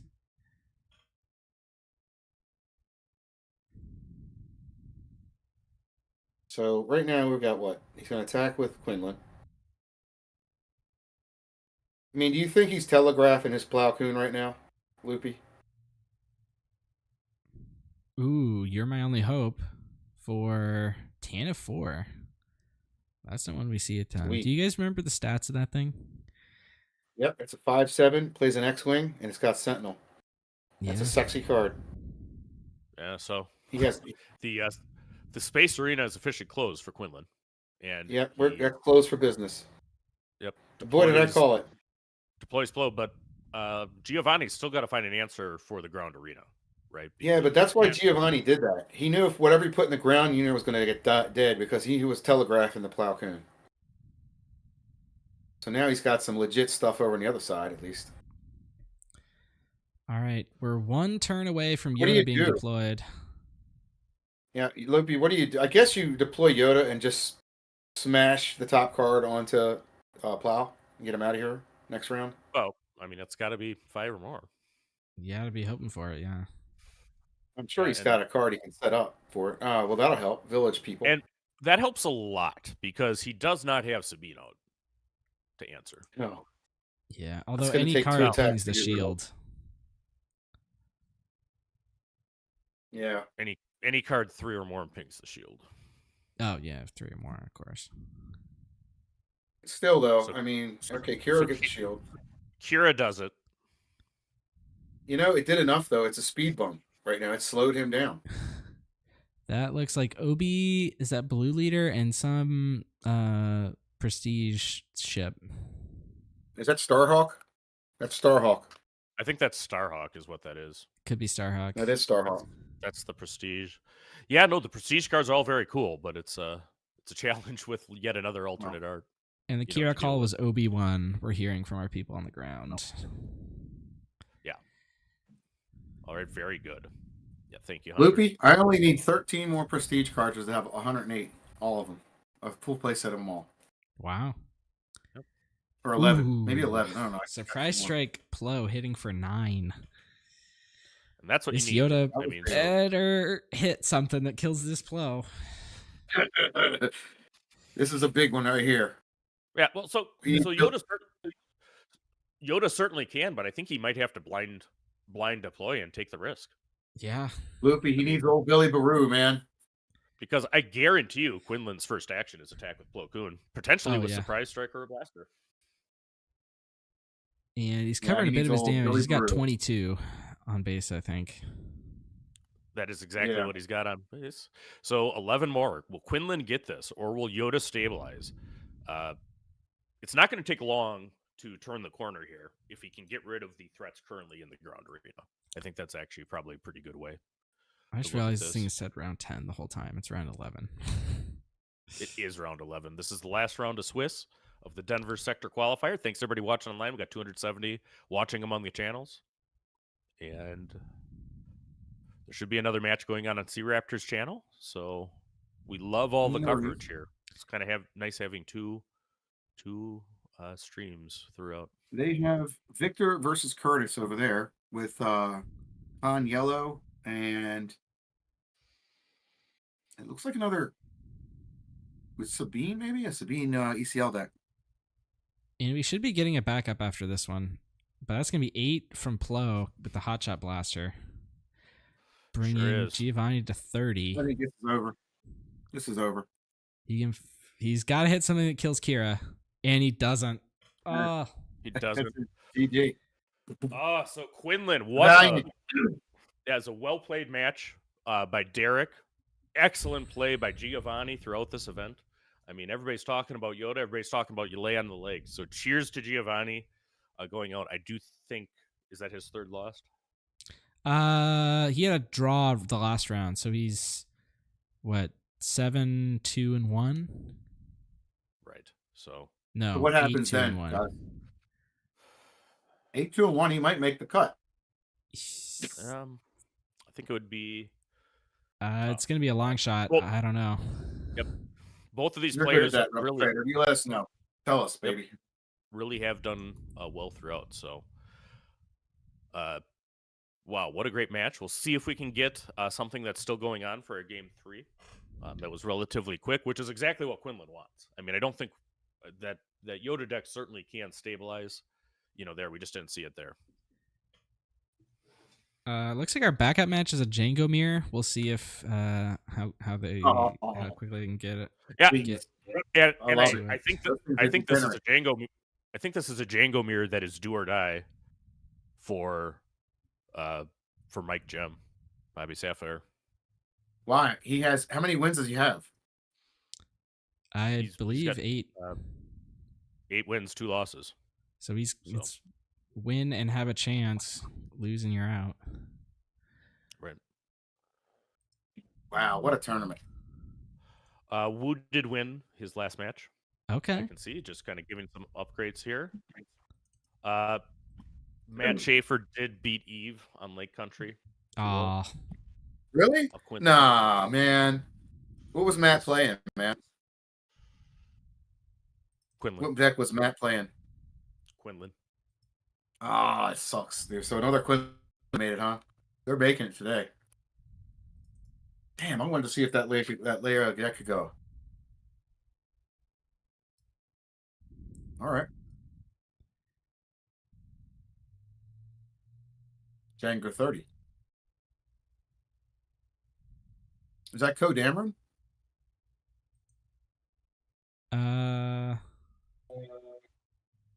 Let's see, what's the name?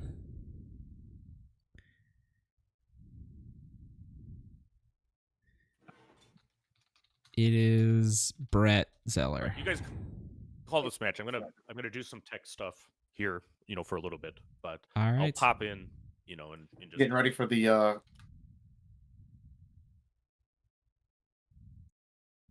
top cut there, Loopy. Yeah, we're gonna get ready for the top cut, and I'm I chatting like to that somebody map. right now, so we're gonna try to do a thing. That is cool. Going into the shield gate.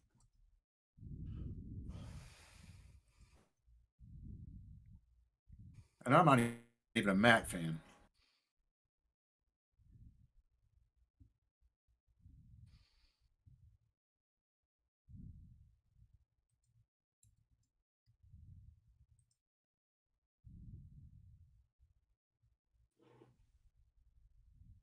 Oh, we got a nice All fancy Boba Fett token there. So, I've received word from our people on the ground. This is Make it game game 2 3 here. It's game 2. The 30 One health of the most Jango got degenerate game 1. mirrors in the game.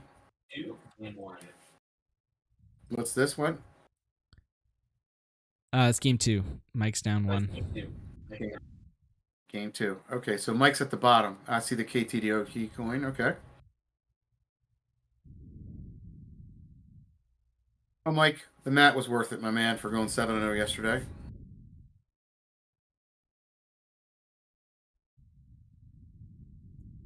Starts with a hopper and loses a hopper. Oh, now he takes 2 damage, and that's So it. notably, Brett doesn't have Target Town here, so he can't auto kill the Sigerian. It looks like Brett might have just whiffed on his opening hand.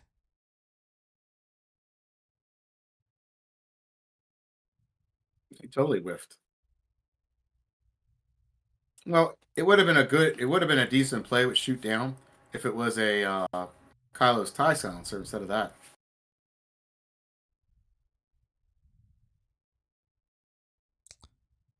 All right.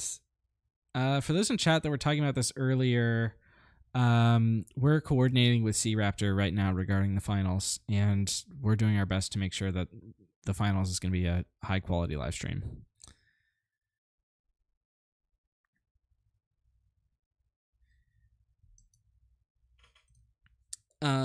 Going into round 2 here, Mike's got initiative. Even if Brett can't get rid of it right away, he's got lots of things that can come down for 3 and ping the Starhopper. That's one of them. It's like you knew it was coming, Rebel Traitor. Yeah. Both the indirect going to base here from the Starhopper, so Mike's out to a 4-0 lead. Mike's very happy about that, and here comes the gorilla. That's nice, because at least one of that's guaranteed to go onto the base. He's probably going to put it all in base. All of it, yeah. And then he's going to get 3 more. He could have done is, like, if he put 2 of it on the P-38, he could have exhausted the soldier, but I think he'd rather keep the unit. But Mike, 30-point 9-0 lead. You can take a little bit of damage. 30-point base, he can take a little damage. Yeah. Just shows you the power of Gorilla Soldier.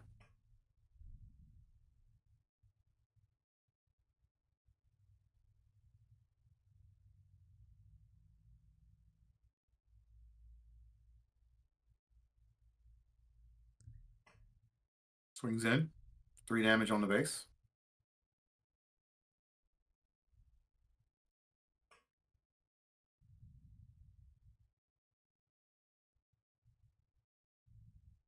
So he's going to take his 3.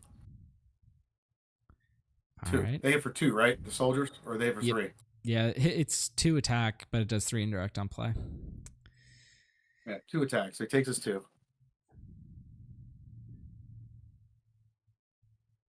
Okay. Hot. IG. Went. We expected. Yeah, attack went in just in time to stop the IG from exhausting it. So now, 4 resources up. Board's open.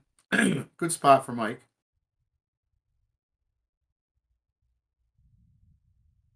pivotal point. Yeah, we'll see what Mike Go does. the deuce. He's gonna triple He's gonna dart trade. triple now. That's because he wants to find something big, bring back the hand, I think. Yeah, looking for maybe Ruthless Raider here. Not a good pull. Oh, you got a Devastator. He can't play it. Can't afford that. Yeah. He has the IG. That's about his best pull right there's that IG. Yeah, IG is actually really nice here. He can kill his IG if he wanted, Yeah. but I mean, I'd go to base though. I mean, you're pushing the damage. Make him kill you. Yeah. He also, the one damage sets it Then up so he can target town the other IG. So he can hit base and kill the unit. Yeah, yeah. And also he can bring that IG back and tap down his board again. So I'm Yep. telling you, these mirrors are degenerate. I love it. The old school Hyperloops power action token. I actually own one of those myself.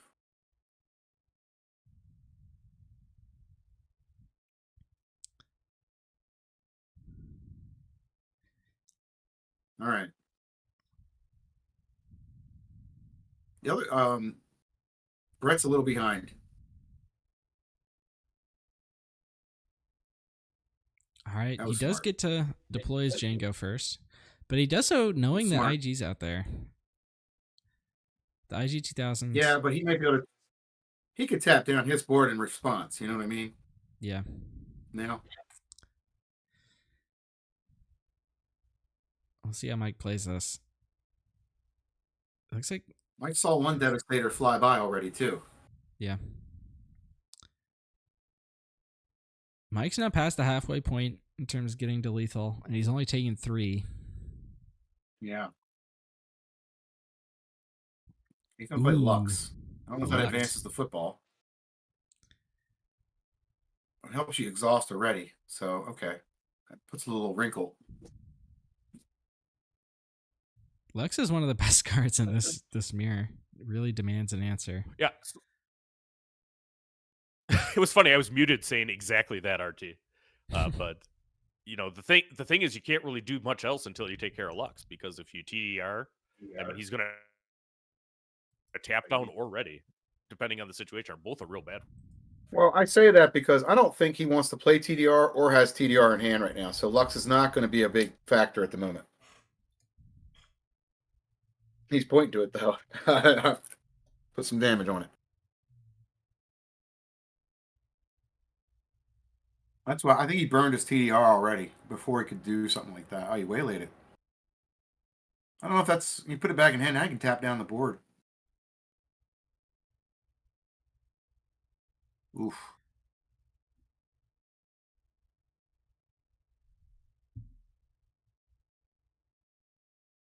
Did they must have put 3 on the base?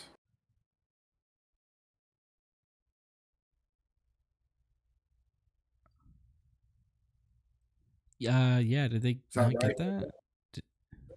No, they did not mark it on there. So it's 19 on base right now for Jango on the other side. They marked it on the pad, but not on the board. Did the Jango get exhausted by Or something? Joe. I don't. Yeah. Juggernaut's nice here. We'll see what the response is. Is it? Is it really what you want though? Like right now, look. I mean, it keeps you. It taps down the board, and it provides a threat next turn. And it's because he hard cast it, it's going to stay around.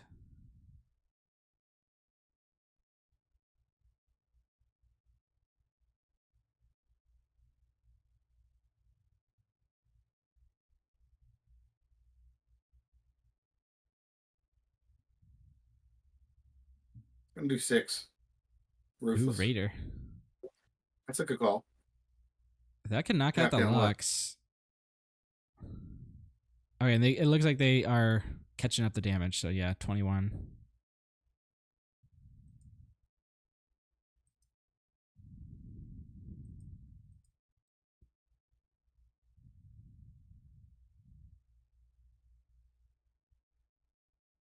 I mean, he's got a claim. Yeah, I was gonna say you got a claim, pal.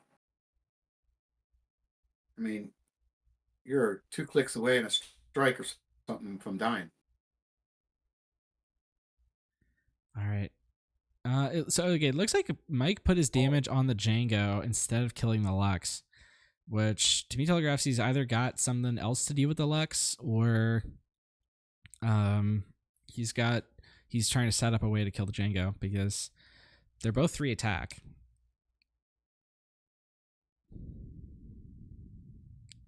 I don't know if he cares. I think he's just going right to head. Probably surround damage and did or road reminder. I think they're keeping track of it on paper also. So they probably just wrote it down and forgot to update the tokens. There's a lot of tokens on that table. Hello. There's definitely no shortage of tokens at the table, but both players are tracking on paper as well. So, and that's what I do at events. All right, Raider. Technically on an Etch-a-Sketch. Raider hits No, for he 7. pushed it in.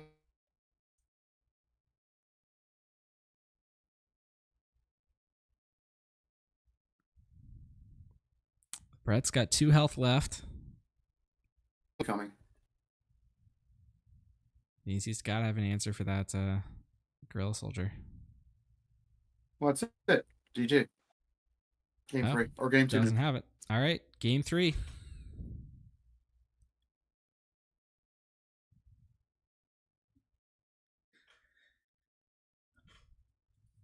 All right. Well, this time Brett's got the button to start. That's a big difference in Jango. Here.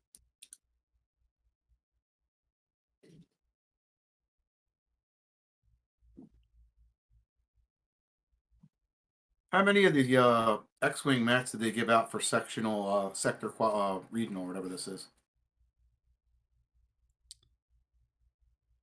Is that day 2 people all got that X-Wing mat? I'm not sure.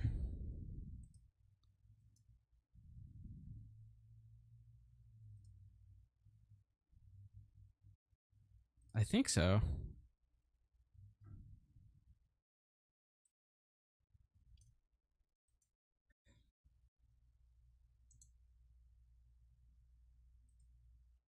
All right. So I guess we'll see if they sideboard at all. Oh, you're breaking up, Rebel Traitor. Oh.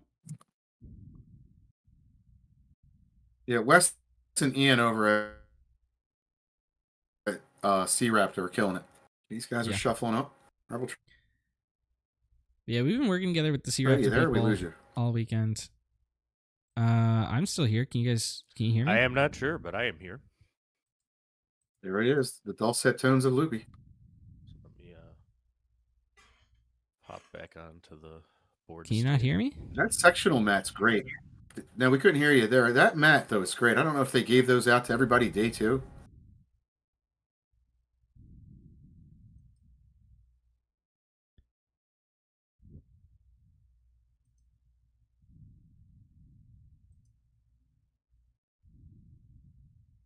I believe it's from the.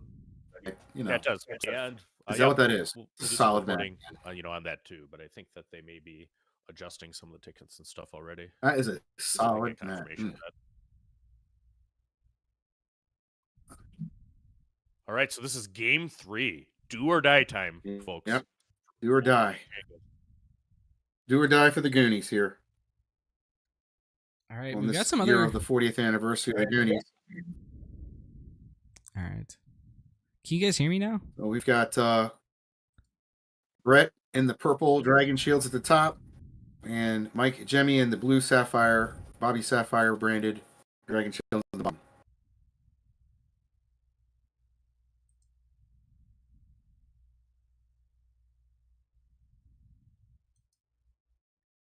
Mulligans. All right, can you guys hear me now? We Now can we now. can. Okay. Your audio was pretty strange a few moments ago. I think Discord randomly switched it to the built-in mic in my webcam. I've seen that happen before. But hopefully Stream was hearing my normal microphone the whole time. It should be. It should be. But I think that the back and forth was just a little bit of a challenge there because you weren't coming through to the way that Platt could hear you. Yeah.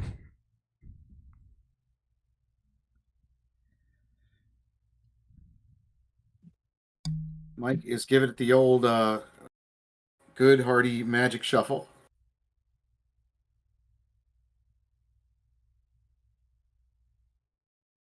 Not the blackjack Derek shuffle. And it looks like he's going to have to keep these. Not too bad. Got a sneak. P38. Nice strike. Is that a bib in Mike's hand? I think it is a bit. I was trying to figure that out myself. That's his spicy tuck, I think. Well, I guess the sense is he wants to play that triple dark a turn earlier, right? Oh yeah.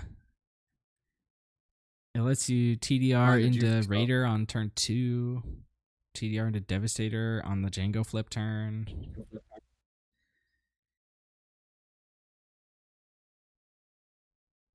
Yeah. I think he looks his hand a lot and doesn't know what the resource. Yeah. That happens a lot in this game. Yeah. Especially in Jango when every card is so good. Seriously, man. It's like that's what everybody says. This is the hardest part of the game, is resource. When it's a bad hand, it's easy. When it's a good hand, it's hard. Comes out with pride. That was a sideboard card. It's just been in his deck the whole time. He hasn't seen it. Looks like Mike missed his turn 1 play though. Did get initiative to stop the pride though.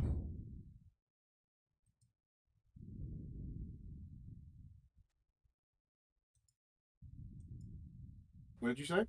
He missed his turn 1. Gotcha. Yeah. So Guerrilla Soldiers is here. Yeah, your mic keeps going in and out. Yeah, sorry about that. Guerrilla Soldiers is huge here, you know. And he's going to stand up the soldier.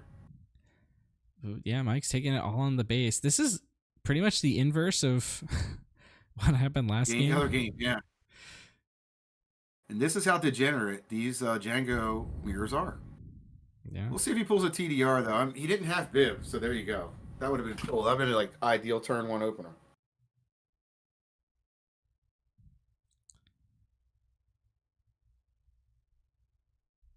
He has the initiative, so he can do something about the soldiers. Yeah, let's see. Could have an IG 2000. Could have, TDR into a 6.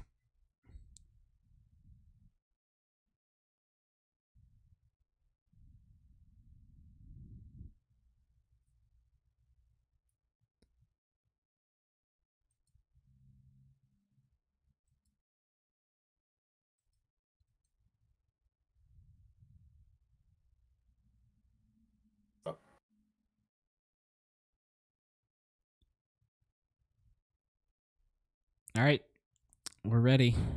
Mike's on the play. Mike's trying to sort this out. Is that IG? Brett is in the hot seat. Signed IG 2000. That was hot. So he's going to do the same. And Brett's going to counter. Exhaust his Jango. And nothing happens, and we go into the mutual flip turn. And I believe Next Mike round. has initiative, even though the token's The tension on. increases. Round 5, or resource 5 round. Oh no, that token's the hand So, marker like, for who has Brett. the button? Does he flip first? You have to flip first, right? Mike's got initiative. I know that. I think don't it's that know. Or Mandalorian tokens. You have some their way to get them initiative both with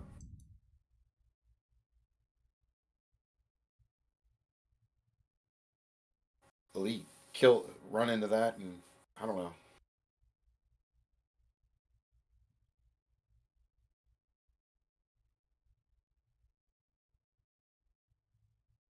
to stare down.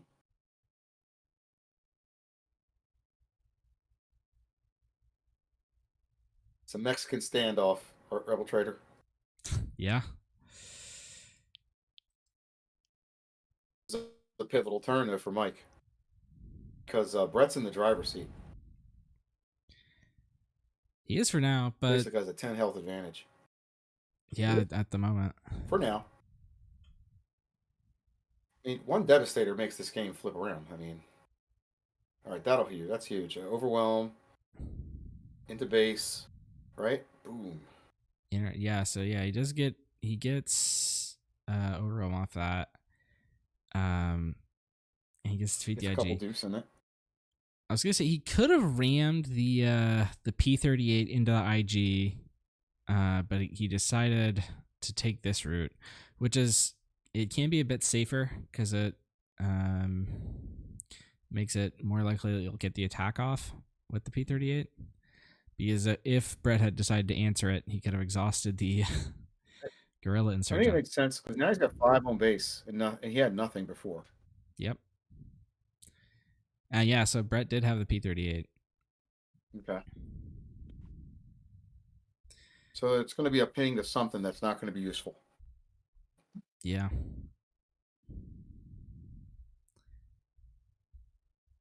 You don't ping the P38. You ping the Gorilla. You do not want to put the P38 at 1 because then he can be pinged off on his end to tap your stuff. I mean, it depends on Mike's hand, but that's a decent. He's going to go for He's the gonna put it in P38. there, and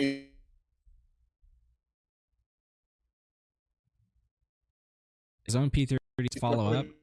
Rid of it. I don't know. All right, he's going to Gorilla. Ooh, this is interesting. What do you do here, Rebel Trader, if you're Brett? I'm not sure. Oh, he's going to go to base and let him stand it up. Yeah. Again, you could have done what you said, right? Ping the P38 off and then tap down the Gorilla? No, Yeah. you couldn't have. I think that's how the triggers work. I'm actually not 100% sure. I don't know if Jango was used or not. I can't remember because he pulled him out now. Anyway. Yeah. Here nor there. 10-10. All right, now Mike, does Mike 10-10. I think Mike is probably going to push with Jango here. He could take out the insurgents if he wants, or he could just go. He could claim though and get the tap down next round. Sneak. Uh-oh. Ooh. Another P38. Sneak P38. So Jango's not going to get to do anything. There are worse things that you can use a sneak attack on, though. Boy, I bet he's like wiping his forehead right now going, woo! I'm okay with that. Well, you only had $3. Let's see. 2 and 3. You could sneak in. Not a lot you could sneak in with that. Yeah, he only had 2 because he had spent 3 on the P38. Once that damage, though, he can smell the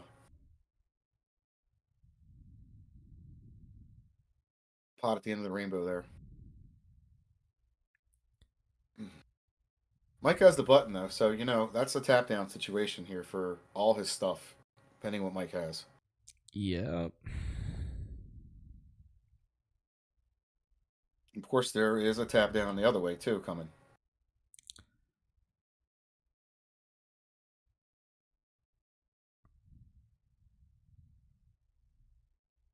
Somehow you got to get rid of Jango. His Jango has to go, right?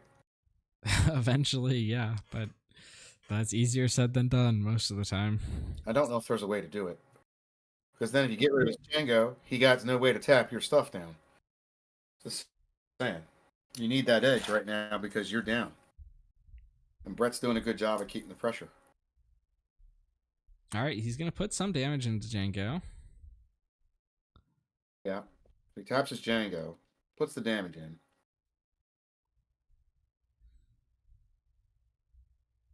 Drives 2 more in. Going to get used.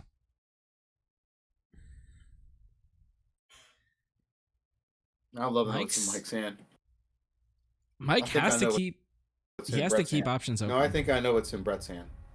Okay, here comes TDR. This is clutch. This is a devastator, man. This is huge. It is.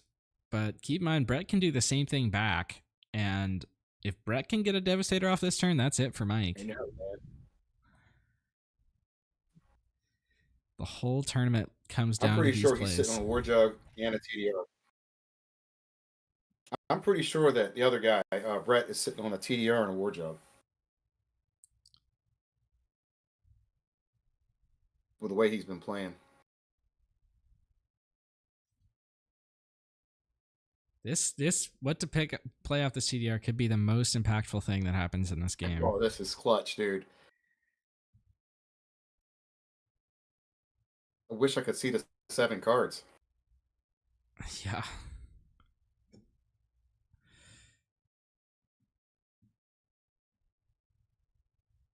This is for the marbles, actually, right here for him. Uh-huh. Juggernaut. War Jug.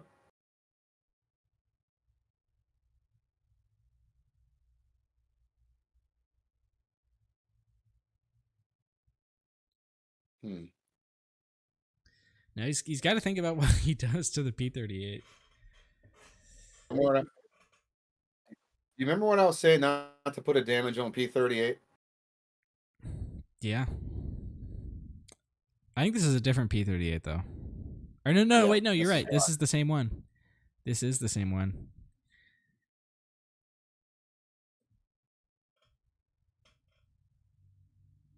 And now it is coming back to haunt him a little bit. This is it. This is why. Exactly why. You said it.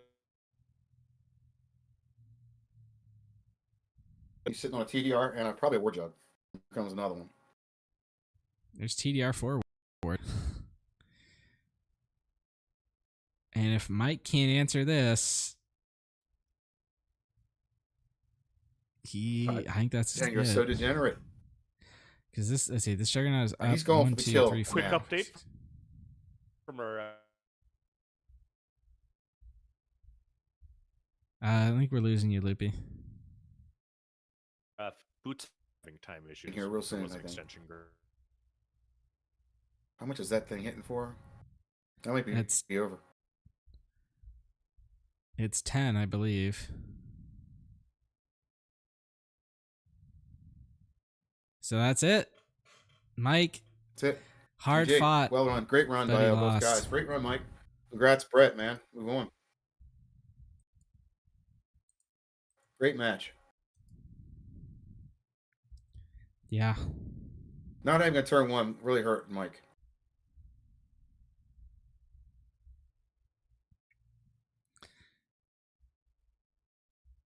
So that's the end of round play. We're going into the top cut after this. Anxious to see who makes it.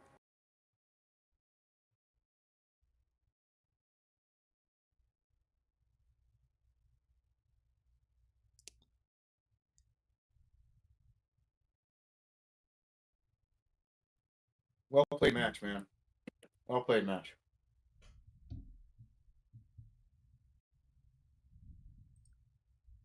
All right, Loopy, you said you had some updates? Right. Well, we got about 10. What's that, Rebel? Did you lose your mic again? I think Loopy said he had some updates. All right, can you guys not hear me?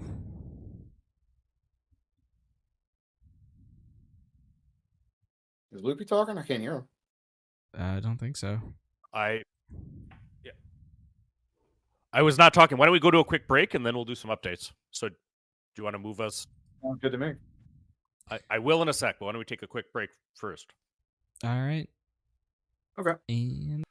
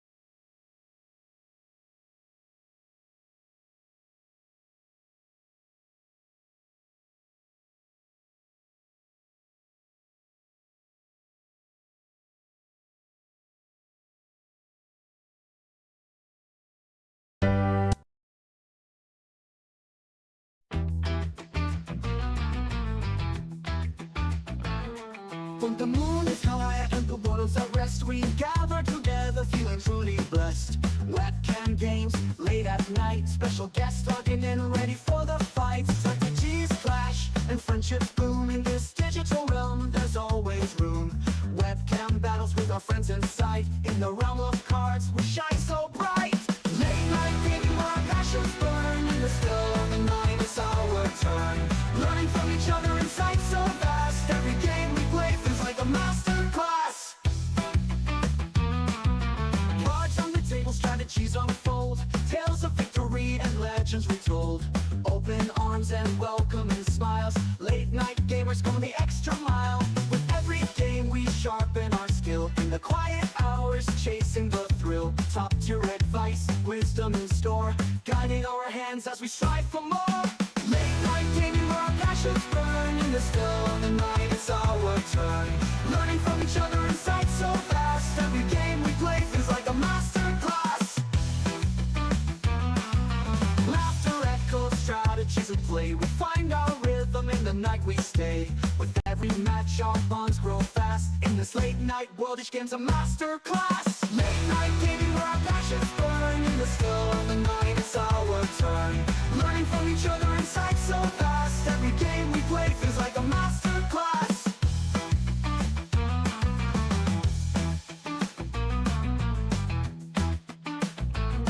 As dawn approaches we share our last game. In the light of the morning our friendships remain. Late night gaming memories made. In the world of cards our bonds won't fade.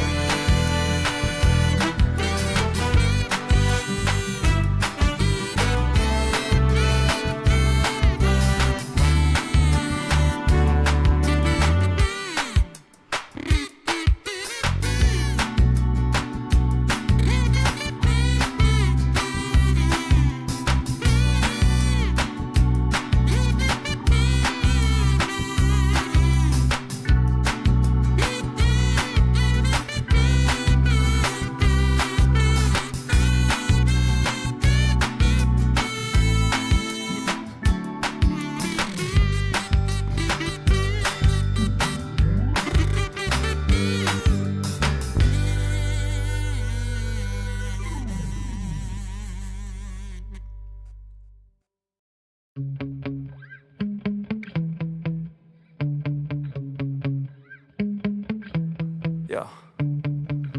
Sometimes I get so mad, there's no controlling me. My thoughts get so bad, I'm like, I might grab a bat, I don't know. My wrath, my blood boils over like, oh God, here goes. I lost all feeling from my head to my toes. You said some shit that I can't let go, so just stay tuned for the rest of the show.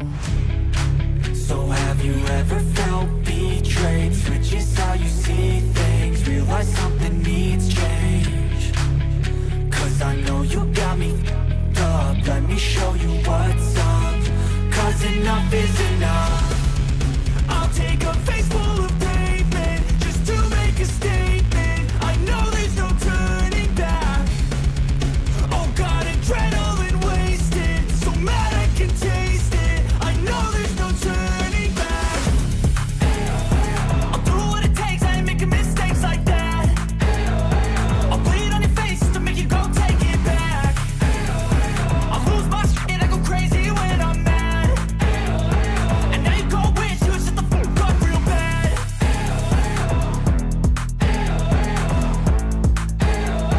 And now that I'm gone, yeah, I know there's no turning back.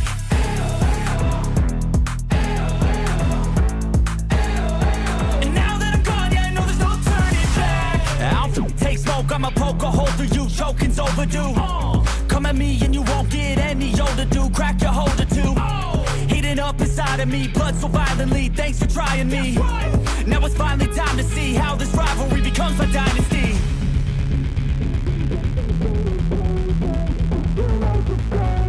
I know there's no turning back. Oh God, adrenaline wasted, so mad I can taste it. I know there's no turning back. I'll do what it takes, I ain't making mistakes like that. I'll bleed on your face to make you go take it back. I'll lose my shit and I go crazy when I'm mad. And now you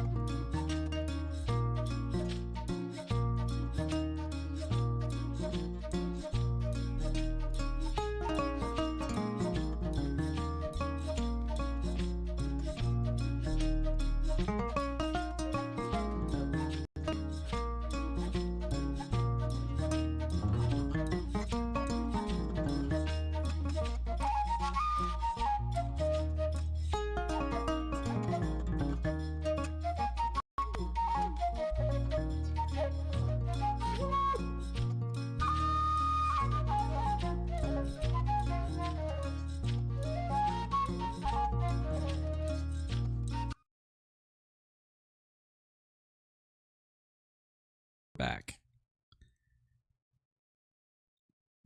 Hello, everyone. Welcome back. We've got top 8 for you, and they're starting right on time. So this is a quick bracket that Loopy made. As you can see, we've got 5 Jangos. Yeah. And we've got the one match that is actually really interesting. It's Jango 30 playing against Steve from KTOD on Luke Data Vault. So I'm really excited to see this one. Yeah, and I think all of these are interesting. So how this is going to work, we're coordinating with everybody and the other channels. So Late Night and C-Raptor are both going to run matches up until the final, and then the final is going to be on all the channels. So that's what we're going to do, and it's going to be hosted by them. We're going to pop over there. But I think we got an epic match here between Stevie of KTOD running his Luke Vault deck against a Jango Tarkentown by Daniel that he's really been playing well with all match. They're sitting down. Do you have the deck list to show for a second while they're determining initiatives? I do. Let me get those up 1 second. Oop. I flipped the wrong thing upside down. Yep. So There we go. And I think we saw the kind of cool KTOD mats that they have, and I think they give those away to some of their Patreons for a moment there, but the TO would prefer everybody to play with official mats. So we got the lovely Podameron participant mat that are there. The players are exchanging deck lists, so let's look at what they're looking at. You know what? Let's just actually go Shout back out to the other. There we go. Yep. There we go. Okay, so this is the You got Jango it. list. So I have the Jango list pulled up right now. All right. So, I mean, it's Jango. A couple of notes here is I think Radiant 7 is a great play. I mean, I viewed that as anti-Jango tech for Quinnland because of some of it, and some good in some other matchups too, if it hits an empty board. But I've really been liking how that plays. He's got a little bit more removal. You see he's got Force Choke and Open Fire in his Jango list, and that served him well. He's obviously on the 30-point base. So I think actually the couple extra removal cards help take what Tarkentown usually does. What do you think about the Jango list here, RT? Yeah, it looks interesting. I'm not as familiar with the theory of going to 30 versus Tarkentown. But like you said, yeah, that makes sense. Have a couple extra removal, get some extra health, helps in a lot of matchups. But let's take a look at this Luke deck before they get started too quickly. So Luke deck's up now, and this deck he's got Alliance Dispatchers, Sabine's Masterpieces. It's kind of mid-rangey, but it also can go very, very long with Redemptions, Home Ones, Luke's Obi-Ones, and it's got all the value stuff like Bright Hopes, Conquer Dawns, Village Protectors to gum up the works with Sentinel. Yeah, and I mean, I think you see Data Vault at work here. I mean, it's the same kind of group of cards, but a little bit more spread out. So you don't see them quite as frequently, but there's a lot of cards that do similar things. Takedown and Fell the Dragon. One example, he does have 2 Rivals Fall, which is probably in there for Jango himself. Key pressure point of the match is finding that. And I mean, you see the big space units. I mean, if he gets to landing Home Ones and Redemptions, I mean, even Jango can have a problem with that. And you mentioned this a little bit before. He has 17 Krees in the sideboard.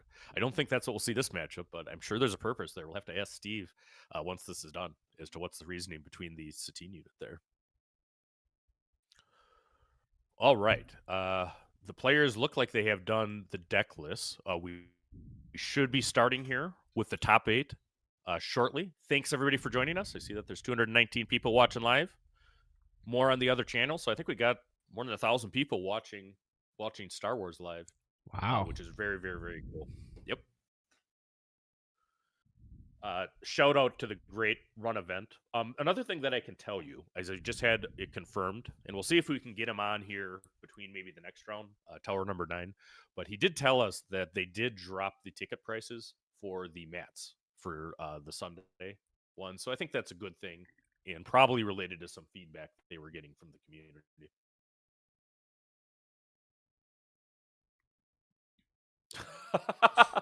So Ooh. Daniel, maybe a little nerves, flubs the initiative roll. Let's see what Stevie does. Did Steve just roll double rolls sixes? boxcars. He just rolled boxcars, my friend. You know, this man is running hot. This man is running hot. So this is going to be a good match. Really looking forward to it. All right. Good omen for Steve there.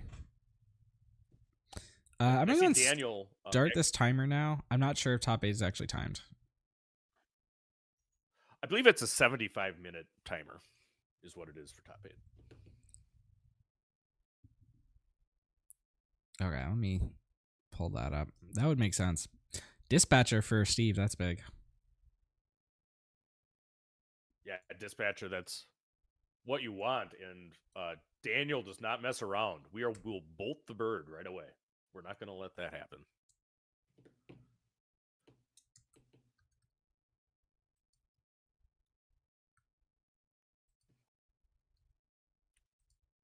I quit Magic a very long time ago, but Birds of Paradise and Lightning Bolt did exist when I played.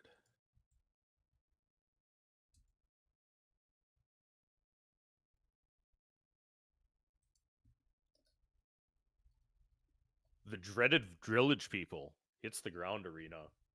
And if you recall, I think one of my favorite matches I've called all time was the round 9 between Giovanni and Steve on a blue-green mirror. I think we saw a Village Protector get 5 shields from this Luke deck. This one takes out the P-38s when played, gets rid of the shield, but it's still a Sentinel in the ground arena.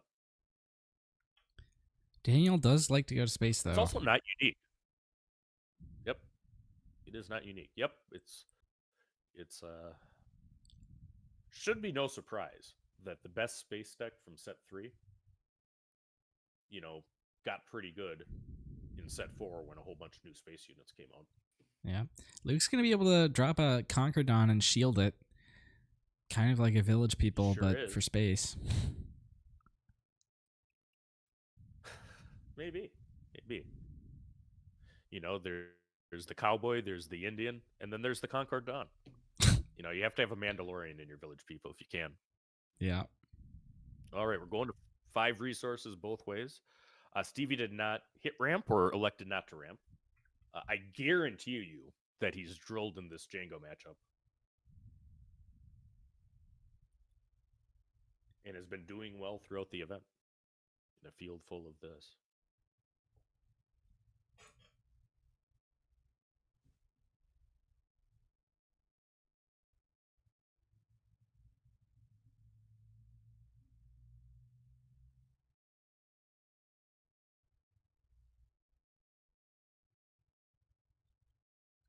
All right. Steve's just going to hit 1 to base with that Conquerdon. All right, we just received Every confirmation. little bit helps. 75 minutes time.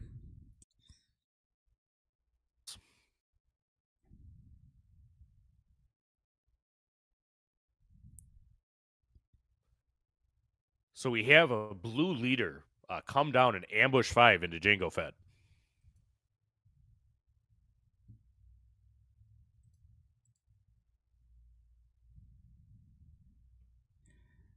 Now the question is, does Steve have a way to, you know, kill that Jango without losing his blue leader? Yeah, I mean, we'll see. On 6, that might be hard, but I mean, if he can slam an Obi here, that's not bad. Yeah. If we look at Daniel's list again.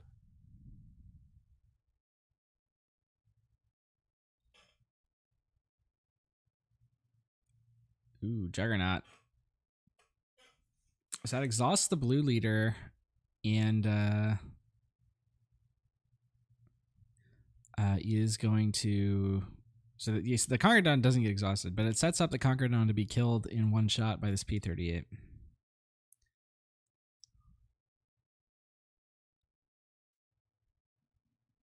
All right, so Stevie's action. Are we slamming Obi? I think we're slamming Obi.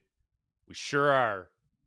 So Obi-Wan Kenobi hits the ground arena, a 4/6 Sentinel, and when he dies, he gets to give 2 experience to a unit. If it is a Force unit, he gets to draw a card as well. So very powerful defense.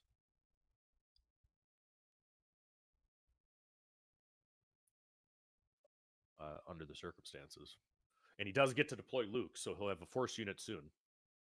There he is. Daniel's, of course, tapped out. Doesn't have any ability to waylay.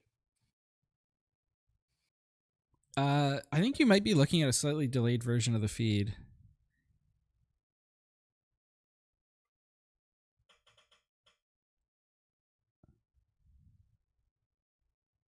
Can you hear me? Your audio comes in and out on Discord. I mean, I don't know if maybe it's the input sensitivity that would do it, or if the mic is changing back and forth. But I'm having a hard time picking up what you're saying, RT. Let me take a look. Obi gets a shield. Luke comes in, attacks, clears Jango.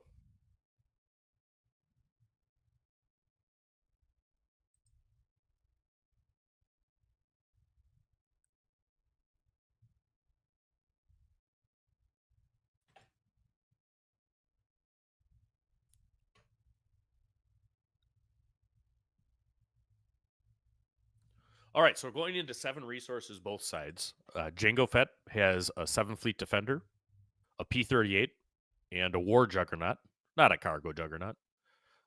Stevie on Luke has Luke Leader, an Obi-Wan Kenobi, an upgraded Blue Leader with 1 health left, and thing. And we see the Radiant 7. So this is an interesting thing. So Steve reads the card, which is a good thing. You know, it does have a passive too. So what Radiant 7 does is on play, it does 5 indirect damage. And then it also has a passive that reduces the power of any unit with damage by however much damage there is. Any non-leader unit. So the Luke unit is unaffected, but anything else with damage takes a big hit. That blue leader goes to hitting for 1 instead of 5. So we'll see how he assigns the indirect. Do you know what stats it has offhand?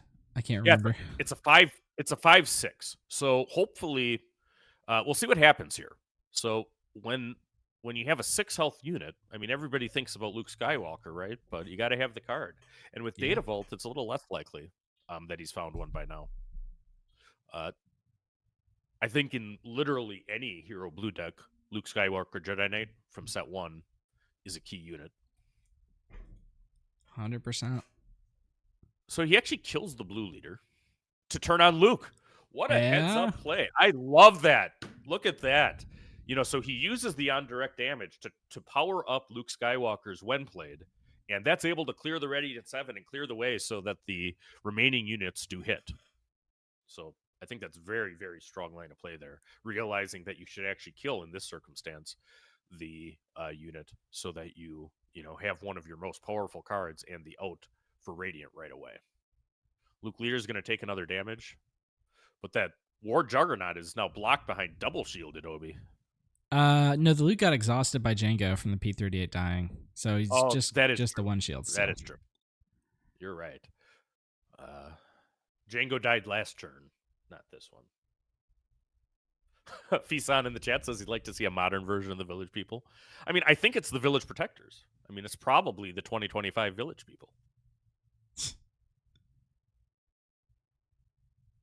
Okay, so we're going to go to 8 resources here. I think this is a board state that Stevie likes to see, that the initial stages of this game has really been pretty good because he's developed a good ground arena. He's got a Sentinel there, and he's got a pair of Lukes behind it. Now there are 2 of them. One of them's going to die now, I imagine. Yeah. And he's got, he's actually even on damage dealt. They've both done 7 to each other. Right. So let's see what the response is. We have a Devastator. It was played from hand, so it does not come in ready. We do know that Steve's list has home 1. Steve's list has redemption. And I'm tapping 8, so it could be one of those. It is going to be home 1, and it's going to bring back the Conquered Dawn to get in the way of that unshielded 7th fleet.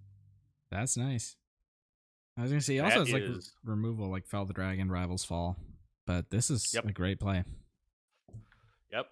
Nope. Really, well done navigation of a very difficult Jango deck. The War Juggernaut will hit into Obi-Wan Kenobi, take 4 damage back, and Obi will lose his shield. I think he's decided right now whether to claim or not. Yeah. What will Stevie do here in the top 8 of the sector qualifiers? This is a close call because you always want to be swinging with Luke, right? Obi's going to clear the jug. And that it's not a particularly strong jug. It's only hitting for 5. So Obi's still got a spot left. Yeah. I do think you just want that jug All right. off the board. Jango claimed. So we have monster space units on both sides. Home 1 for Stevie Getz. And the set 4 Devastator, one of the best cards in the set, in my opinion, for Jango. And then a 7th Fleet and a Concord Dawn. A Sentinel on Steve's side. And, one of the core villain yellow cards there. Steve does have a damaged Obi and a relatively healthy Luke in the ground arena. All right, so it's going to be IG 2000. He can tap one thing, but he can kill Obi and tap one thing. All right, so I think that he's going to tap down Luke. We'll see where the experience goes. Because he can give the experience to home 1 if he wants. He just doesn't get the card. It is going to go to Luke, so Luke is now hitting for 8.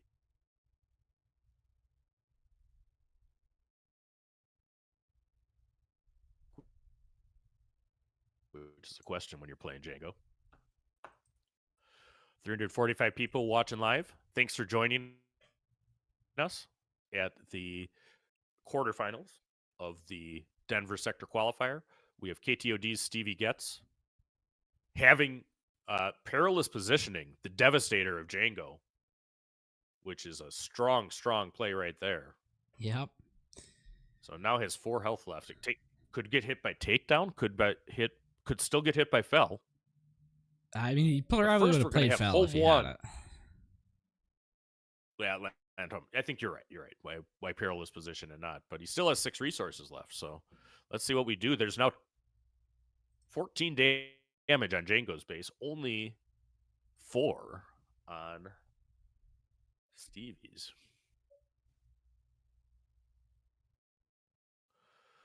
I think we know now that Stevie Getz has the Luke showcase from this event, right? I mean, One of yeah. the first American Luke showcase. As soon as it gets real.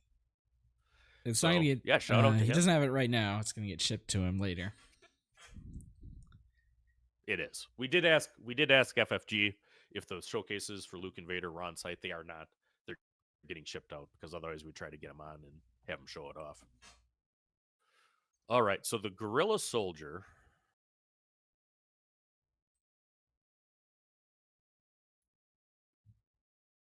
is ready because he put the damage on his base.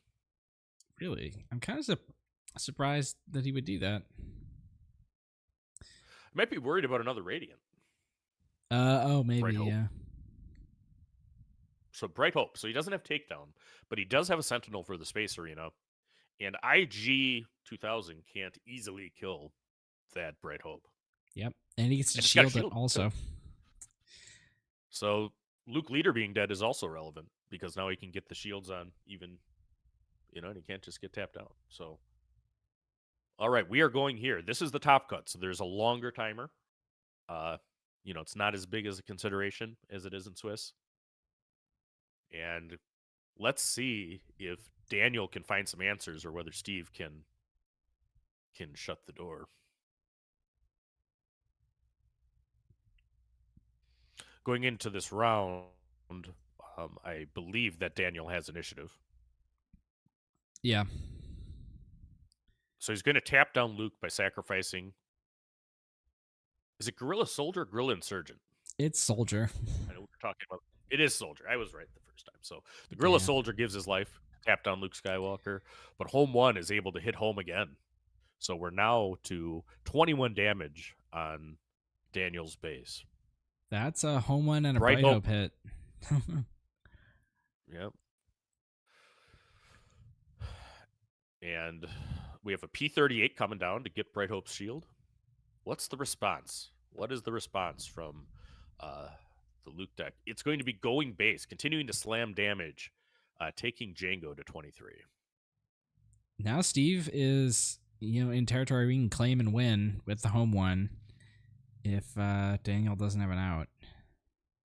Yep.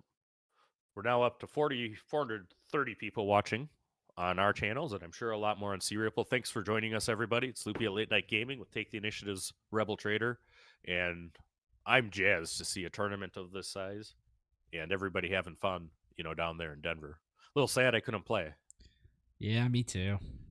But we get to have fun with each other here. That is true. And, we don't have the opportunity to call games together that often. So, we'll relish it while we can. 8 damage on Stevie's base, 23. 7 more to go for Stevie Getz. And he's still got a lot of resources left. He's going to play some Bean's Masterpiece. Running up the score here. Here comes the Devastator. It comes in hitting for 7. Taking 2 back. What's the next answer? Does he have a Bright Hope? Does he have removal? The IG-2000 can get through right now. Or is the right move to claim and get initiative? We'll see. Let's see what Stevie does. What could Daniel's got a lot of stuff that could get rid of his home one. So if he's got an answer, I'd probably play it.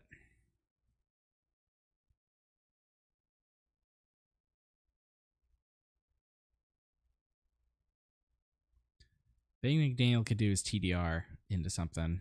I think he's got 4 resources up. Ooh, that's another answer. Concord Dawn hits the field, and IG-2000 does not auto kill that. Hits for 3 with Overwhelm.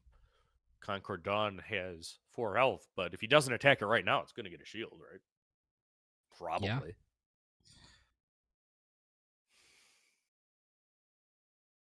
So I think the Luke is also lethal, though, because it's got 2 experience from Obi, right? Oh, it does. You're right. So, yep. And Daniel has to claim. Try to find something to save the day. But tap down the board, Jango is gone. Once And the it leader looks is like he gone, I think concedes. he conceded.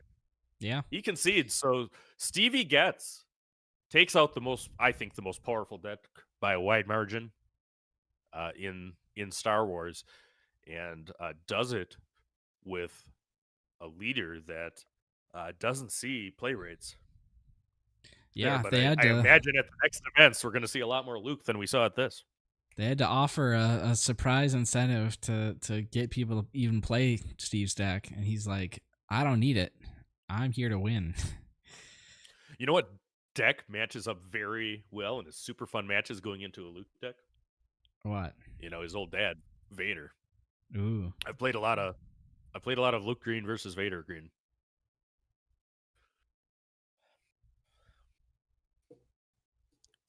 We'll see. I think the Vader showcase went to the Vader blue player that was eliminated in the last round of day 1. So there was top 64 of both of the leaders. So the showcases will be given out. So look forward to those actually being there. I mean, hopefully these guys go to Worlds and you can see them in person if you choose to go. While we're doing the sideboards, we have a couple of things happening at Late Night. Late Night will be doing all three, the 2 sectors and the regional, and we're doing coverage, and we're working together with everybody. For those that didn't hear the announcement before, we are running the Top Cut matches on both streams, on C-Raptor and Late Night Gaming, and the finals will be on both streams as well. So, I mean, I think that's the best way to go about it. We have a MacGyver setup that a lot of people heroically, made happen here when the actual, equipment used, did not get to Denver as it was supposed to be. So shout out to Hunter and Jordan and Jeff and all our boots on the ground in Colorado making this happen. And it's really cool that we get to see 2 matches at once. And I think it's great for the community. McClunky is definitely doing Richmond with us, and I talked to Tim and Claire yesterday. We're going to be cooperating the same way. My stance on things is that Rising tired among all of these people. Wes at Sea Raptor is a heck of a guy. So didn't know him well till here, but have enjoyed meeting him, and we've been working together doing a whole bunch of stuff behind the scenes over the weekend. Next week we have a 1K in Madison, Wisconsin, and RT, you're producing that? Yeah. So I'm excited for check that out. Anybody who's local to Madison, Misty Mountain, yep, it's a great chance to play. I'll link the red link in the late night Discord, there. But we've done a couple of events there, and it's good atmosphere, great video quality at this point. So, looking forward to that. And it could be the first tournament on a new metagame. We'll see what happens. Yep. And I like what you saw just there. They handshaked after sideboard. We saw Stevie do that with Giovanni too, and I think that sportsmanship is something that you see very well in this community. And I love that we're talking about good sportsmanship during the finals and some other things, that might have happened at other sector qualifiers relatively recently. This has been a well-played event throughout. The judge staff has been great. Mm-hmm. The TO staff has been great. FFG, I think, is listening to input.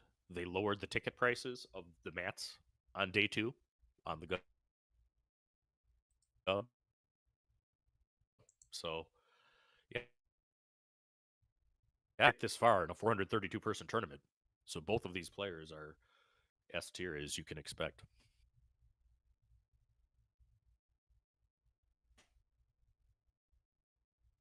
All right, they're offering cuts for game 2.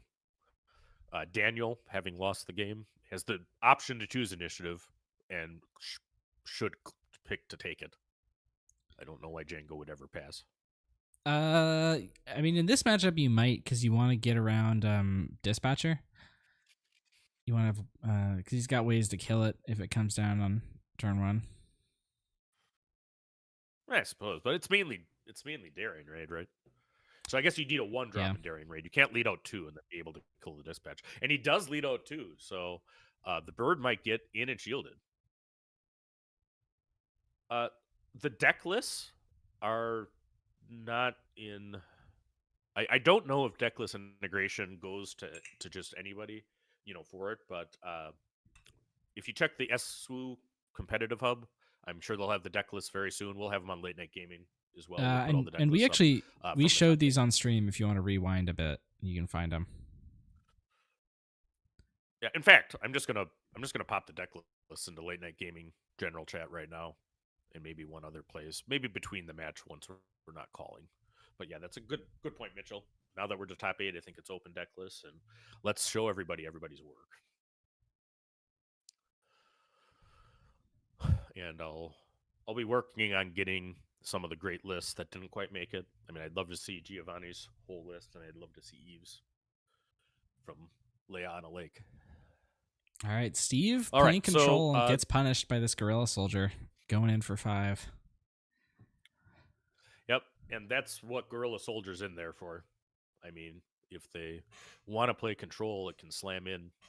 If you don't have a unit out, it's going to be 5 damage to base for 3 resources, which is great value. But speaking of great value, one of the units that doesn't do anything on deploy, but it's still a great unit, is Kanan Yaris. And 4/5 with a restore on attack involving Spectres, and he's going to get a shield from Stevie Getz.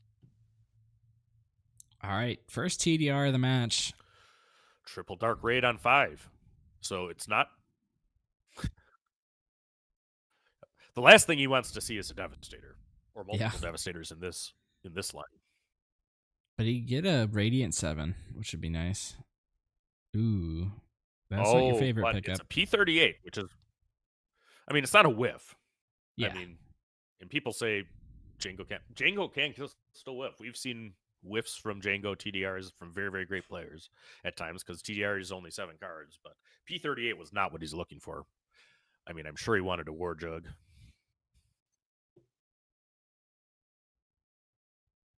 All right. The P-38 is going to get to attack, as is the Guerrilla Soldier, as is Jango.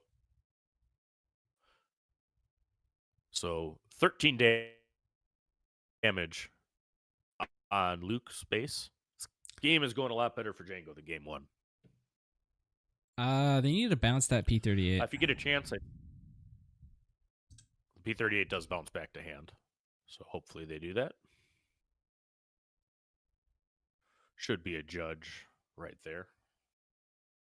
And well, he touched it. You need to pick that up, Daniel.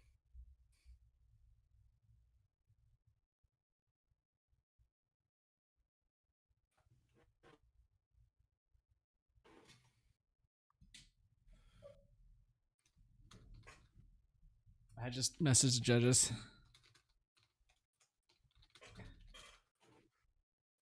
As did I. All right, so Kanan Yaris takes 2 damage from the Guerrilla Soldier, right, and Tapstone. All right, And got Stevie sees it. And Daniel realizes it. Yeah, and it's not that easy if you've been playing Star Wars for, I don't know, 12 hours at this point? You know, Yeah. sometimes it's hard to remember exactly everything. So it's really easy when you're watching from your easy chair or calling a game like us, you know, to see this stuff. But these guys have been doing marathons.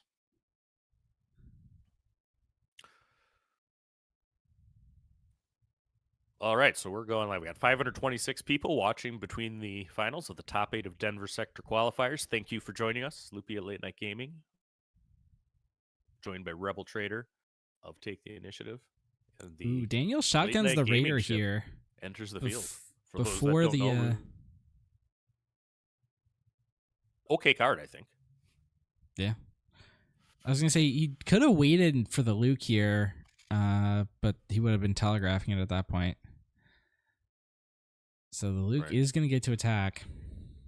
I think he wants to give that shield. Absolutely. Oh, and he you know, that's knowing the matchup right there. Oftentimes, shielding the Sentinel is the right play. But here he tries to do this. We're going to 7 resources, folks. And this could be the free turn, right? Because if you kill Jango, at that point, he can't tap anything for the rest of the round. Yep. But first initiative is going to happen. So is there a board tap for Daniel? He needs an IG-2000, a War Juggernaut, which is what he has. There. So Kanan's going to be the only thing that doesn't get tapped. Yeah. I was going to say, this is a place where 30 versus targeting time matters a lot. If Daniel had targeting time, he could have killed that Kanan last round, and he would not be in this position. Right. And he wouldn't lose his Jango right there, which is what happens. Kanan does it. He has to discard a card. How much heal will there be? 2 Boba Fett unit, which is seeing more play in set 4 because he's good at killing his dad. Yeah.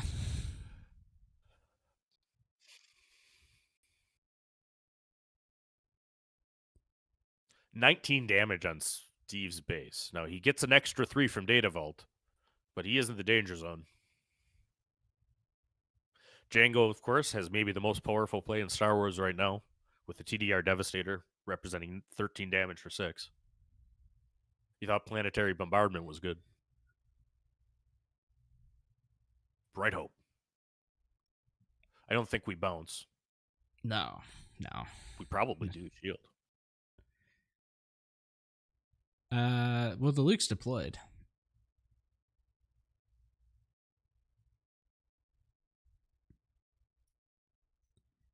Let's see if he is covering the wing, though. Luke Skywalker hanging in there. That would be great. He does. We are covering the wing. So he gets to make an X-Wing token and get a shield.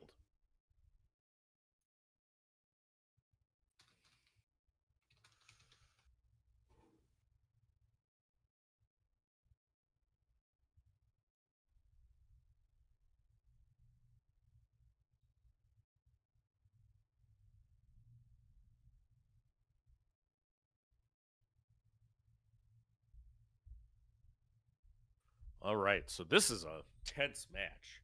19 damage done by Jango. Needs to do 14 more to get to 33 if my math adds up, which sometimes it does.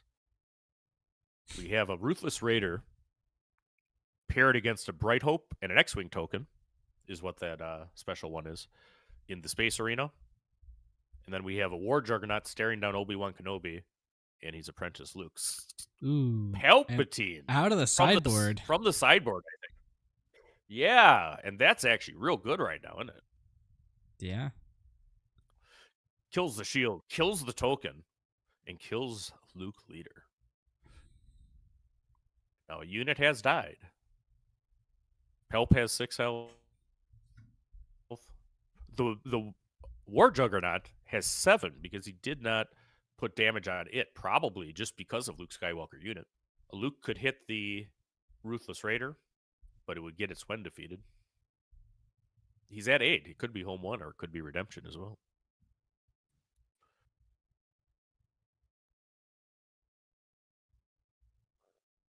I think that they're counting, verifying how much the War Juggernaut is when you're playing live Star Wars. That's something you have to do quite a bit, right now. But I think it's hitting for 4, right? Because there's a 1 damage unit. Just 4. Which is not enough to kill Obi.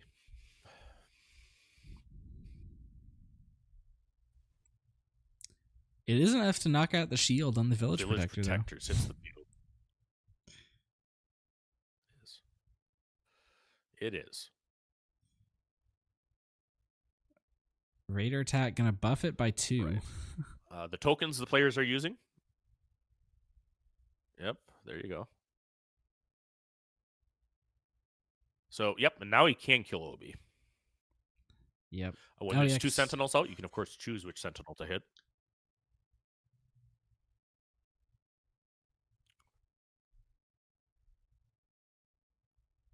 All right, so no Force units left to give it the experience to, but the Village Protector is getting a shield. Getting 2 experience doesn't make this any easier for Jango. And Fell the Dragon kills the Emperor into the reactor with you. Daniel's maintained initiative throughout this match. And it shows with all the damage he's presented. Only 4 damage on his base. 19 on Stevie Gets base. 9 resources for Steve here. This is where big home 1 plays start coming up. Ooh. CAD. Why did I listen to that CAD? I went to work for him. He said he was so glad. If anyone knows that reference. I do not, but there we go.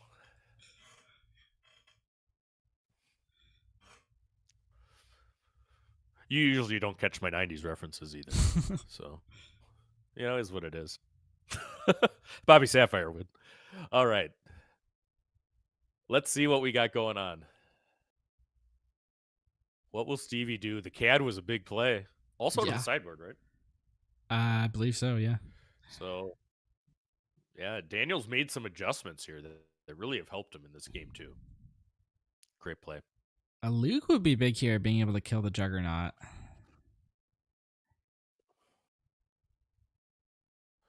Yeah. So it Fell the Dragon, though. Yep. That's what he used that to remove Palpatine, though, last turn. He would have to have a second. Yeah. And the Village People doesn't get its shield back if it is rescued, right?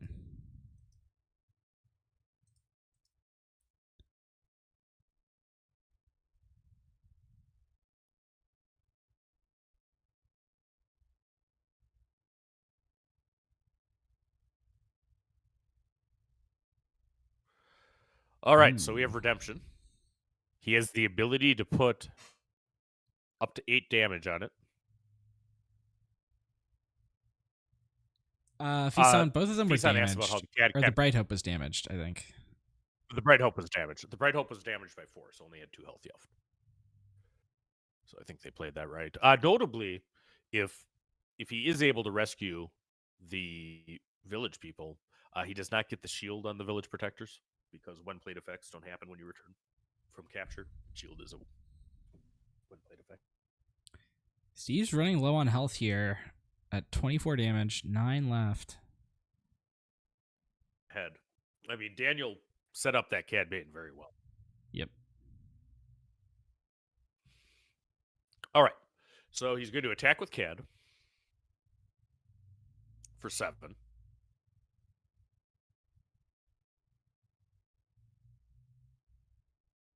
Taking him to 31. Hanging on the edge. That means a Raider death finishes it off. And Steve's going to call it. Andy scoops.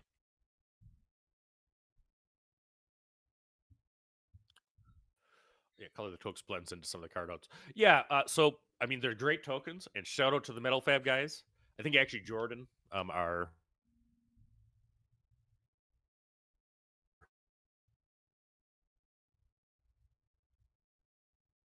combo Metal Fab tokens, and then actually the Metal Fab guy, Beefalo, I know is his Discord name, dropped off some more, gratis for our table. So shout out to the Metal Fab guys. I think they're one of KTOD's sponsors, but they had some stuff. It was all hand on deck trying to reconstruct what we would have had. Those familiar with our streams, we usually have giant health dials and high vis dice and all of that stuff that is in the same place that our laptop and camera and everything is that FedEx have done. So, but here we are. And we've been able to get things together and run quality streams throughout, as has C-Raptor, who is I've not seen do a Star Wars event before, but really happy to have him as part of this community. Fasan asks, what happens if you rescue a Sentinel and CAD unit to base? It's a great question, but I think that the CAD still gets through because he's already declared the target of the attack by the time the Sentinel comes out. And if that's not correct, I'm sure somebody in the chat will correct me, but I think that is correct.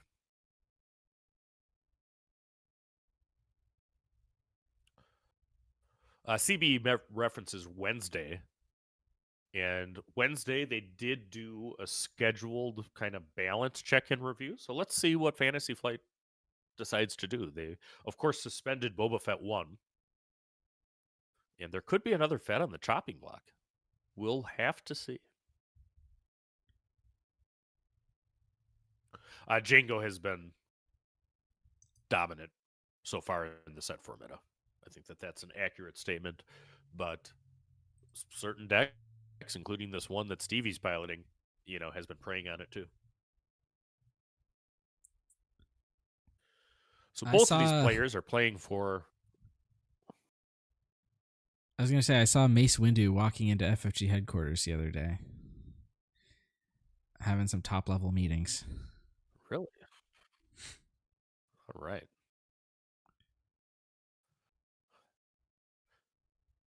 I have a base Windu joke, but I don't think that it's good for polite company or YouTube broadcasts. All right. You've probably heard it before, knowing me. I repeat the same jokes for the last 10 years. All right. We got 569 people watching live on our channels. Thanks for joining us, everybody, at the Denver Sector Qualifiers. As they're setting their resources, if you haven't subscribed to Take the Initiative, do that. I mean, they got more good competitive play, than anybody. They have an online league that fires off a top cut every month, and a lot of good players, including the Milan PQ winner, right, is a regular on your channel. Is that right? Yeah. RT? Yeah, he's a previous winner of the league. And I think Sip did very well in Liverpool, I believe, too, right? And then, Late Night Gaming would like a subscribe if you could. And, if you're not on KTOD, you can learn and join the Luke Green channel there. Yeah. Where this deck came to be. We do have some updates on the rest of the top 8. We finish. Absolutely. Hit me up. So the other side of the bracket, the top 4 match is going to be a Jango mirror. And the winner of this match is going to play Han Yellow.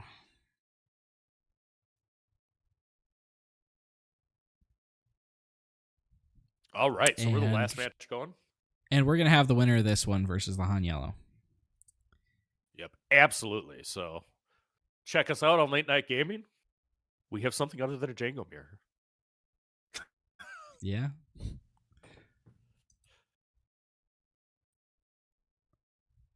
And if you want to watch the Jango I will- mirror, then check out Sea Raptor. Absolutely. Or watch both.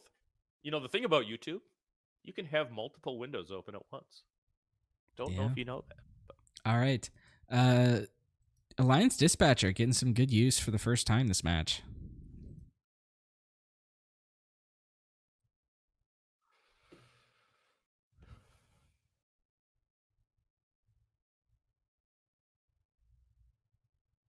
Yeah. Great card for Luke. Has been since reveal. I remember actually when that card was spoiled. I mean, within like an hour, I think it was great Luke card.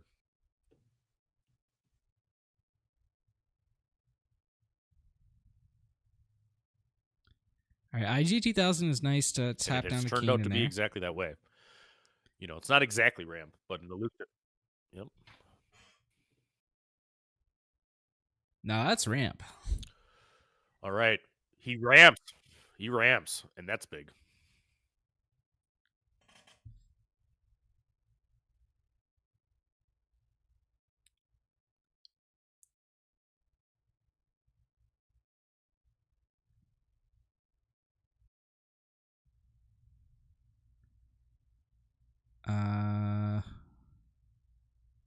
What happened to the So- dispatcher? Did he throw one into the Pride? Heck.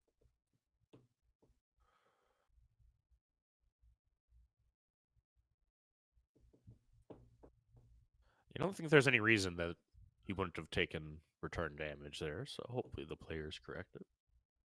Well, either way, Pride's just gonna die to Kanan. Ooh, is Doesn't that matter. TDR? He was killed by the Allegiant General Pride. Yep. Oh, So in by- the end, the damage is completely irrelevant because Yeah. Kanan killed it. Either way. Oh, he took the indirect on it. Okay, that's what it was.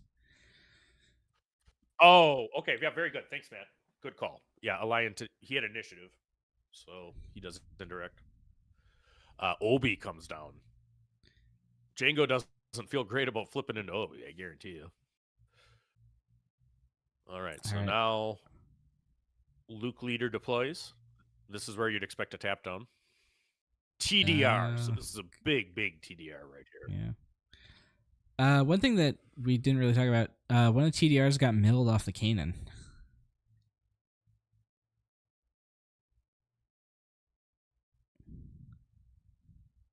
Oh, by Kanan. Way to go, Kanan Yaris.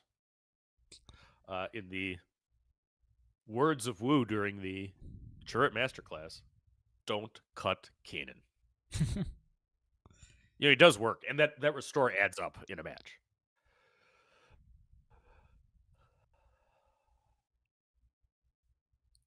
All right. Yeah, for people asking for the list, I have about half of them through. As soon as I get the rest of them down, you know, here I'm going to be posting them on the Late Night Discord. If you're not in the Late Night Discord, what you should do is join it. It's in the comments. We'd love to have you. We have a great community there, all absolutely free, like everything else involved with Late Night.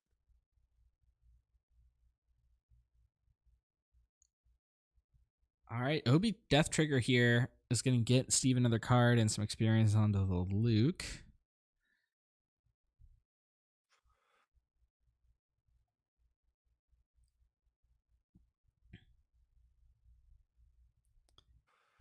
And Jango takes out Kanan. Jango is going to have to go Kanan. Daniel recognizing the strength of Kanan. You know, you don't like taking damage on your Jango, I guarantee you, right? Because he's so powerful deployed in the current state of affairs. But he does here because he does not want any more heals and no more milling. You know, he might mill the last TDR. Daniel's list has 2 sneak attacks. So those still are available for playing ready, and there's 1 TDR left in the deck.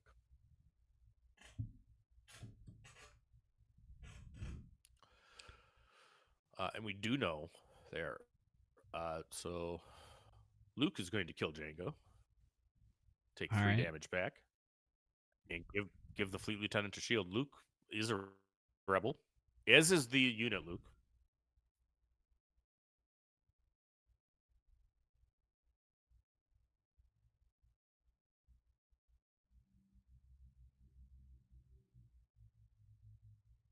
A bit of damage wasted there. Jango only needed 3 to kill him. Luke attacked for 8 there with the fleet lieutenant. But you had to get that Jango out of there somehow. Yeah, I think he's trying to get initiative. Yeah. I think he's just, that's about action economy. What that's about, I think. Yeah. And also getting the fleet lieutenant the shield. Right. All right. So 4 resources left for Stevie. He did ramp once, so he's 1 ahead of Jango. Jango does not list Camp Syndulla, which is one kind of anti-ramp card, which makes sense. I mean, I think that right now I'd be tech for the mirror rather than ramp decks. But we had some really do well throughout. We had a Yoda do very well. We had Stevie's deck do very well, winning the Luke Showcase.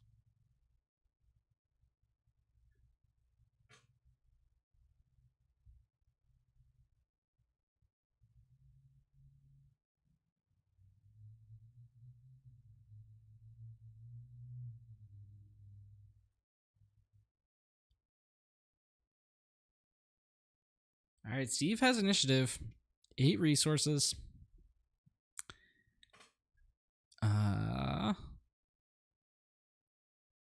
This Juggernaut's only hitting for 4 at the moment, so it's not the biggest threat in the world. Right. And it is a war Juggernaut, not a cargo Juggernaut. Yeah. I think somebody...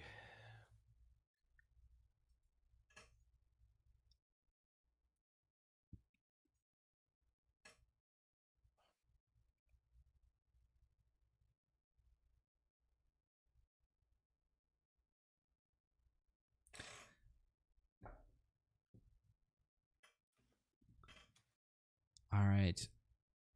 I'm not sure what all is in Steve's discard pile, but if he's got a home 1 here, could be relevant. Right now, he's just dirtling, though. Hitting base with what he has. That's how you win the game, eventually. All right, Obi-Wan Kenobi, the second comes out. He is, of course, a Sentinel.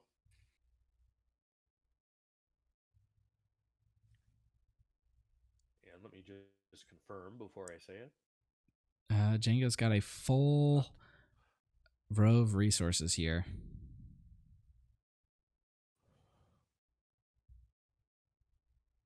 Right. Right. Yeah, and this Jango did elect to not run any copies of Waylay, which is, of course, the bane of Obi's existence. Ooh, sneak. Palpatine. All right. He's the Sneak attack bouncing, so we can Palpatine. just kill him.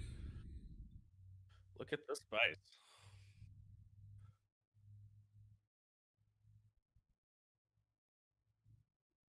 That'll be a dead Luke. So, yep, and able to get rid of a shield. And Stevie says, I like my shield, and plays covering the wing. Ooh, that's a strong play with 2 resources right there. I think that's a big swing in the game, keeping Obi alive when Palpatine is not.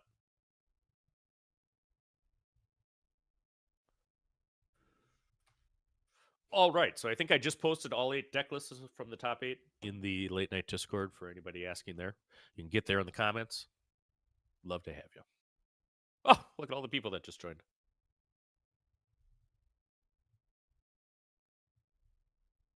I'm typically bad at asking for likes and subscribes, that kind of stuff. So one thing I have to work at this gig, but we're learning as we go.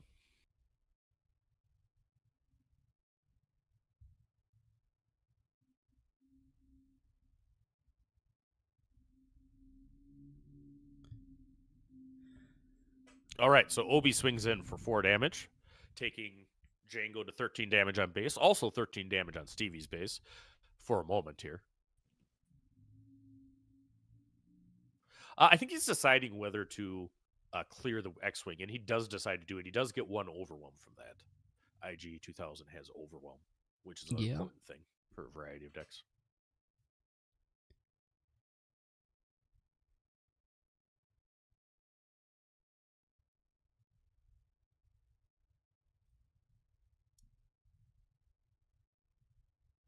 Now, what's Stevie gonna do with all these resources?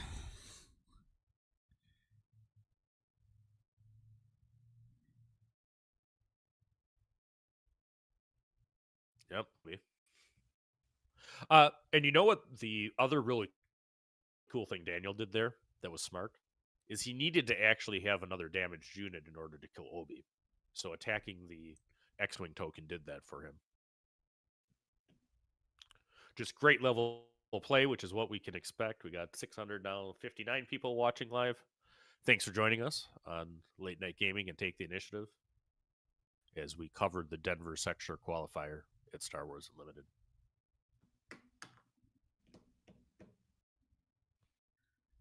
All right. Re-shielded village people. And, ooh, Pal knocked out. You know, holler at me when he's at 5 shields. Like the one last night.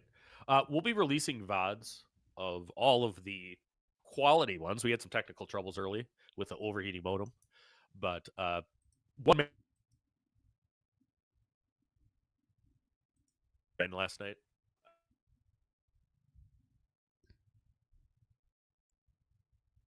Or not 9, 5.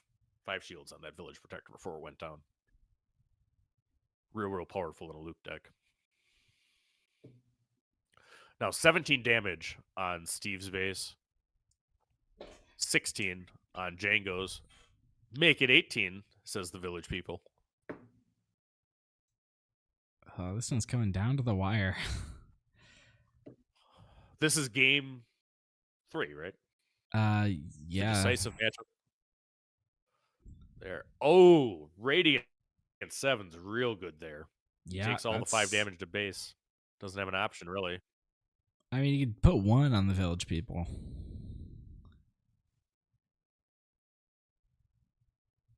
He's going to do that, yeah.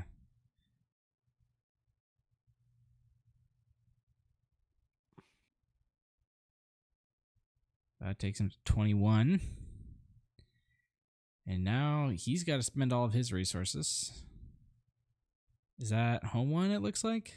8? Maybe redemption? Home 1. All right, so home 1 hits the field. He has 1 available. Yep, so he can get a 4-drop because he has 1 resource left. Or he might go for a 3-drop and be able to shield the home 1. Ooh. Gets a 1-drop. Interesting. Only thing. Did he? Okay, it looks like he. It looks like he might have forgot he had something else. He rethinks it. Yeah, I think that at this point the fleet lieutenant's pretty good. Nothing to send. But there. Back to Daniel.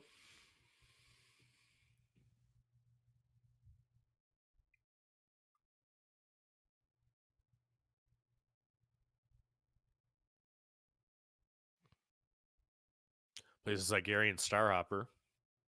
And the shield on home 1 is important to Steve. So he's going to lose initiative to do that. Yeah. It's risky.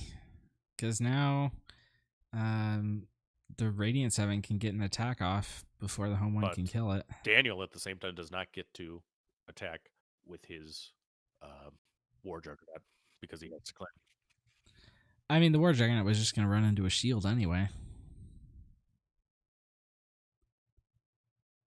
Right.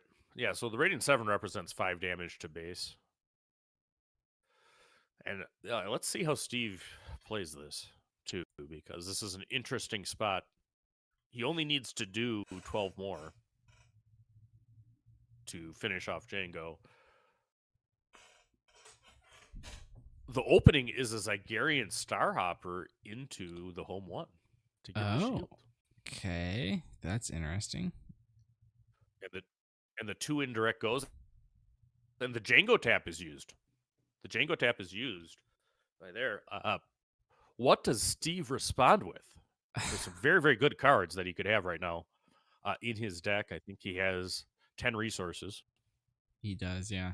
I was not expecting the suicide into the shield line. That's he got to get that Radiant 7 off. So- That's the biggest threat So right Radiant now. 7 is cleared by Home 1, who restores 2 while they're at it, taking... Right. Particularly if you have a backup Home 1. Yeah. Because now the Home 1 could, at 11, bring in a 6-drop. So an Obi could be played with a Home 1. And he does have dead Obis.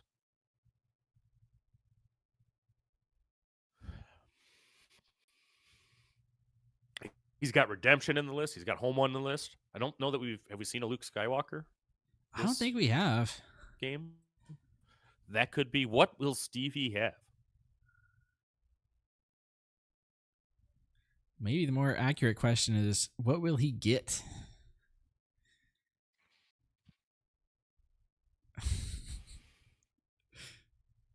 So the Village people now can do 2 and does that to 20. You know, this is a standoff.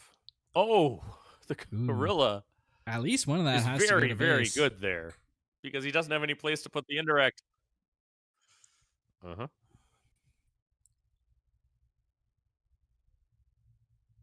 And any more of it kills a unit. So all 3 of it goes to base, which is what I would have to do. But great play by Daniel. You know, a lowly 3-cost unit making a big impact. Perilous position. Ooh, also big, though. Yep. On the War Juggernaut. It's only got 1 health left.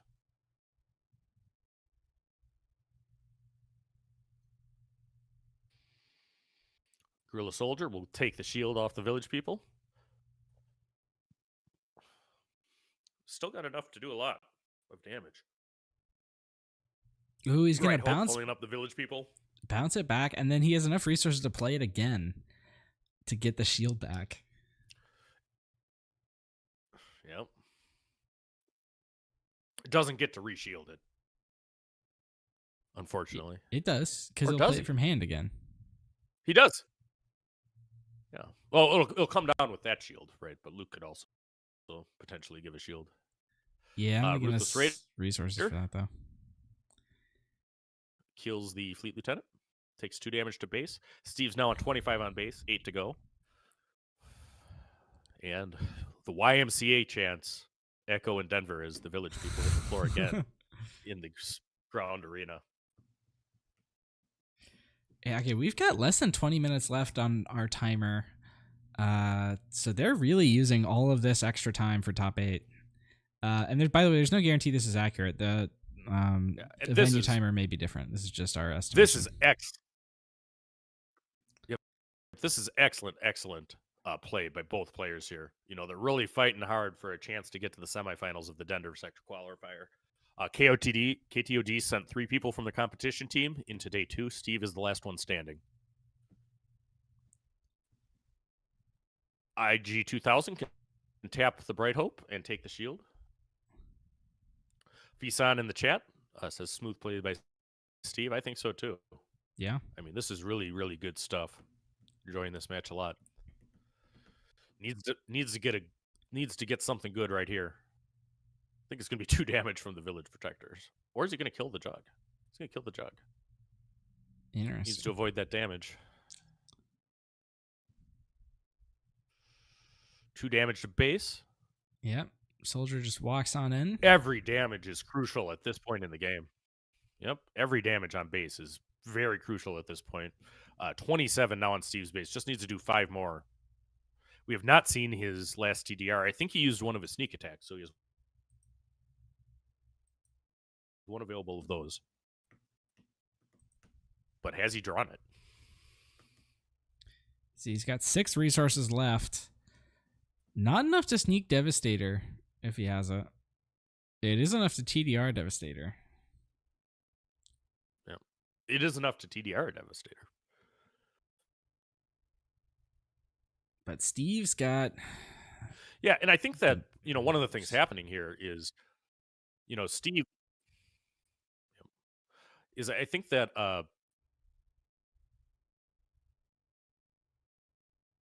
Steve, I think the Bright Hope was tapped correctly.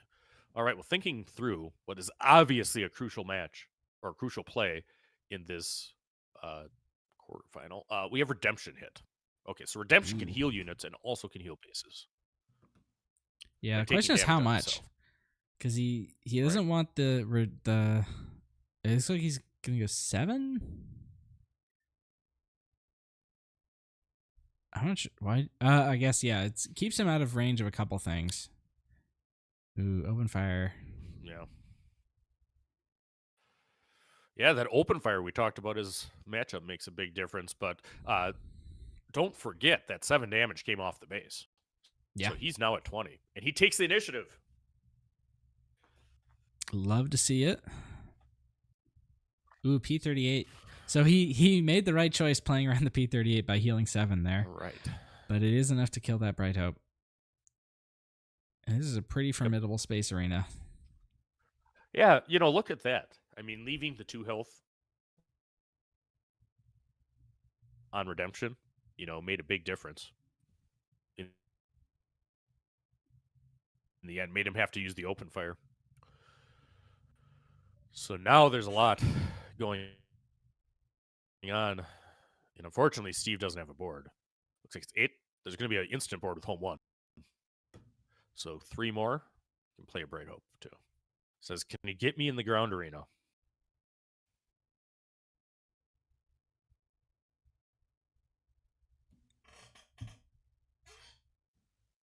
Yeah, the chat is saying smooth plays by Steve.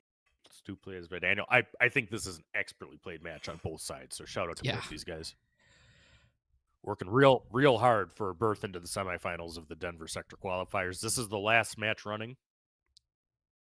And why eyes of the Star Wars Unlimited world are right here at this table right now.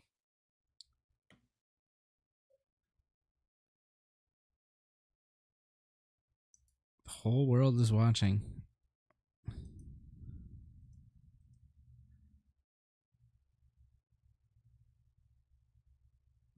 All right, so P38 can attack in, take All right, the shield, Steve? and damage home 1. Steve just claimed leaving Daniel with a whole row's worth of resources to do stuff with. Yeah.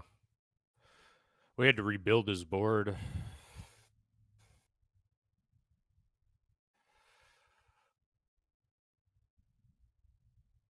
So now the damage has come in. All right, Raider knocks out the home Raider is one. going to hit into the home 1. Use this when defeated. Zagarian Starharper. Crafty Smuggler. I think Daniel's out of cards now. Those were his last 2 in hand. Yes. Can't Stevie survive? The data vault coming into play. The European advantage, playing with more than 50 cards in your deck. He's got to live. So 20 done to Jango's base, 25 done to Luke Skywalker. He does 5 to ambush kill a guerrilla soldier, saving some damage. So TDR is not so great right now when you no longer have a deck. Plus, they got resourced. I don't think runs Vigilance. Zine coming from the row. row. Nice. Maybe he sided in that Satine.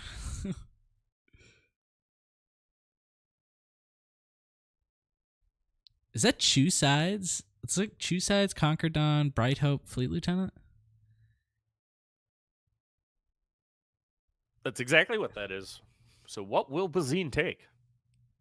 Steve still gets to draw cards. You can keep going up for a while. Yeah. That TDR card draw, also has the effect of getting through your deck, huh? It does. So Bazine will not replace a card if his deck is fully exhausted.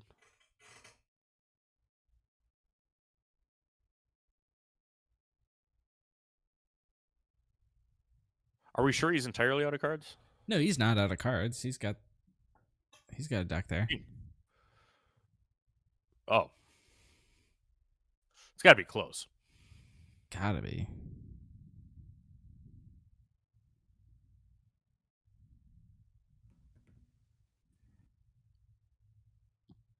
All right, just flooding the space arena with sentinels there.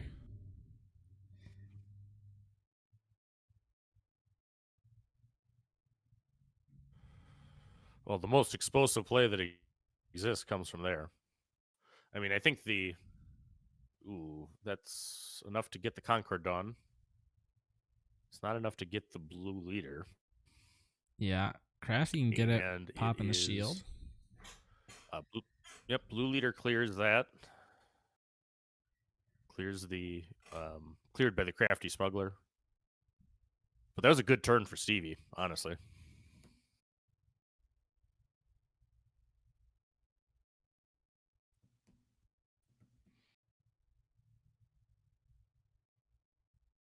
Yeah, I do not know how many cards are left for Daniel, but you know it's getting there.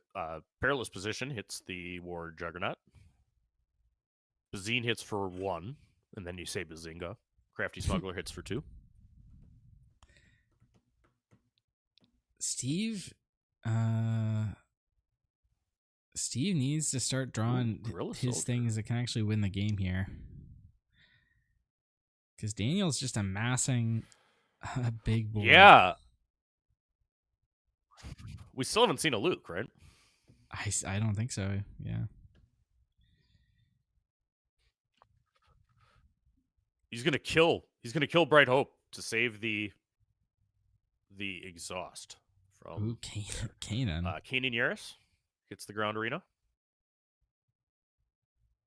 That's gonna bring Steve 27. Start arc.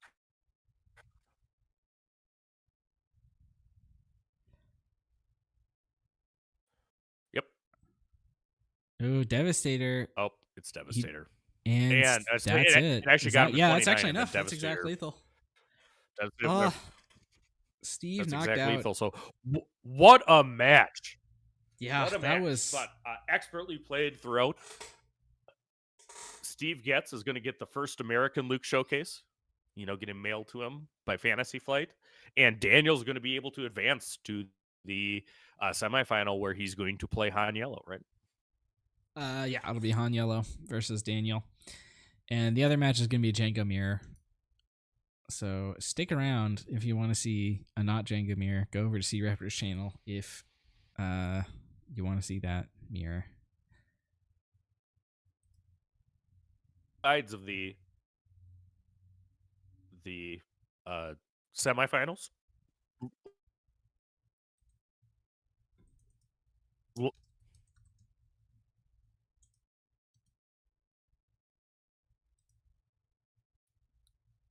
I think we're losing you, Loopy.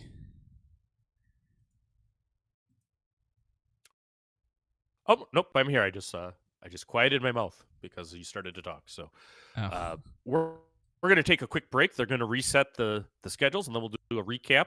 With that, I'm going to update the bracket right now. So stay tuned for more Star Wars Unlimited after this on Late Night Gaming and Take the Initiative.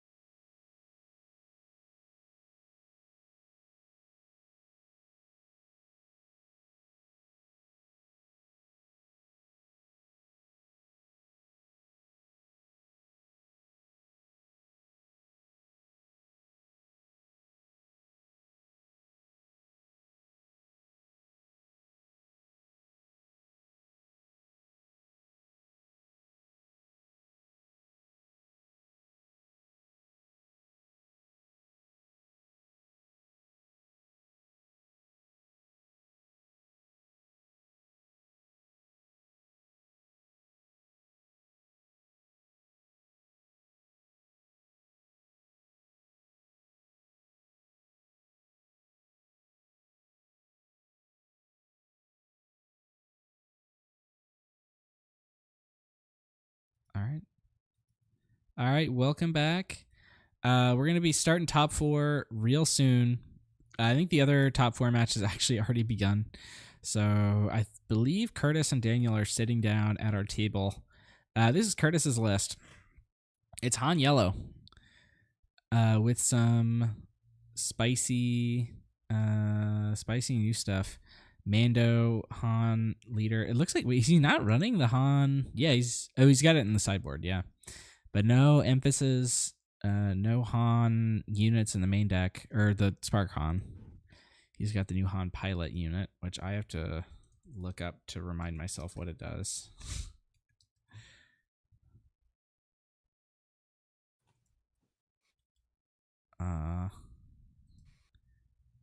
That's the 5-cost 4/5 ambush, and when played you can attack, and it does more stuff. It's on the Falcon. That's right. Okay. And then Mando, he's got, looks like he's got he's got the new Falcon. Other than that, this looks like it's got all the classic Han Yellow stuff. DJs, Techs, Ezra's, Bodhi's, blasters. He's on the 3PO version, so he's got lots of 3s. He's got 2 copies of Ahsoka in there, 3rd one on the sideboard. He's got Commandeers in the sideboard. And let's see, can we bring up, oh, that's the bracket. Bring up, is that, yeah, that's Daniel's list. Daniel was our Jango player from last round. It's Jango 30. He's got some extra removals in there. Open fires, force choke, daring raid, EMP, and then all the classic Jango stuff: TDRs, sneak attacks, raider, juggernaut, radiant. He's got two Radiance Heavens in there, which is, I think a lot of the Jangos are just on 1. And then in the sideboard, he's got Palpatines and Cads. So we'll see if those come in. And it looks like they're just about ready to start shuffling up. So I'm going to go and pop over to the main screen here.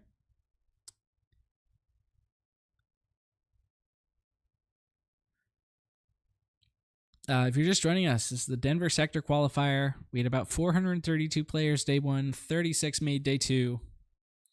Now we're into the top 4. We got 3 Jangos and this 1 Han Solo. After this one, we are going to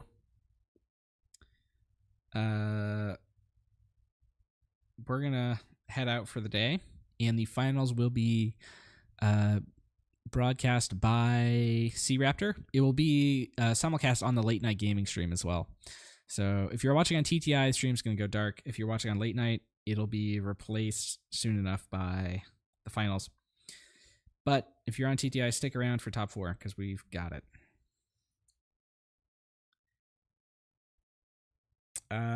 People are saying the lists weren't uploaded on Melee. They might be later, but for now, no, they're not.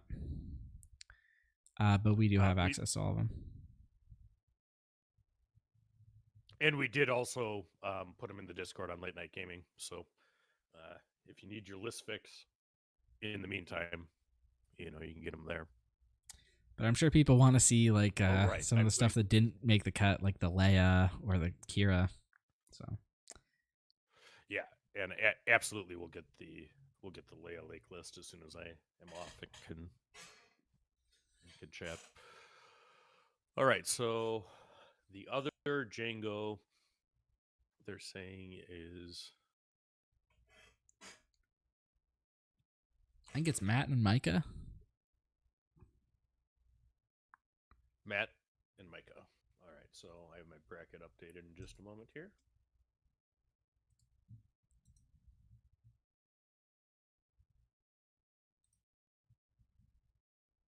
And Matt is on the Targentown version, and Micah is also on the Targentown version. So winner of this gets to play Boba Targentown in the finals, or Jango Targentown, sorry. Just a slip of the tongue.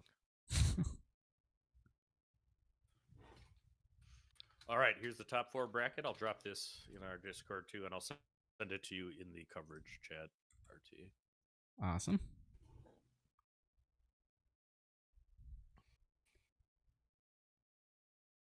Both coverage teams are working together and cooperating, as we have throughout.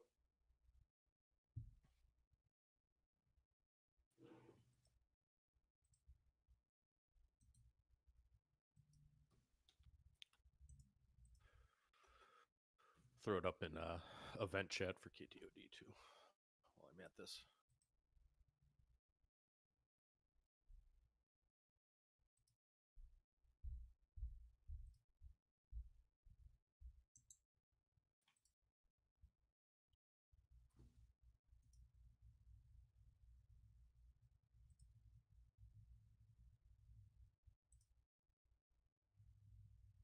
All right. Looks like the players are almost ready to start.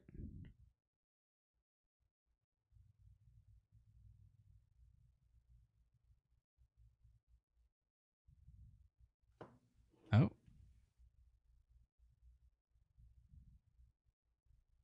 Okay, sorry. I think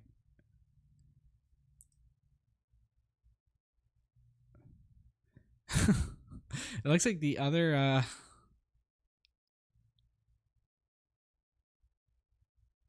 oh no. Okay.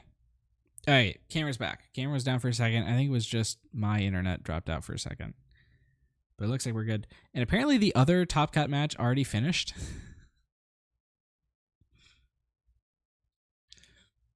Man, This other semi already finished? Yep. Good Lord. Who won? Jango. Thank you. Thank you. You're a gentleman and a scholar, my friend. All right. Crafty Smuggler hits the field.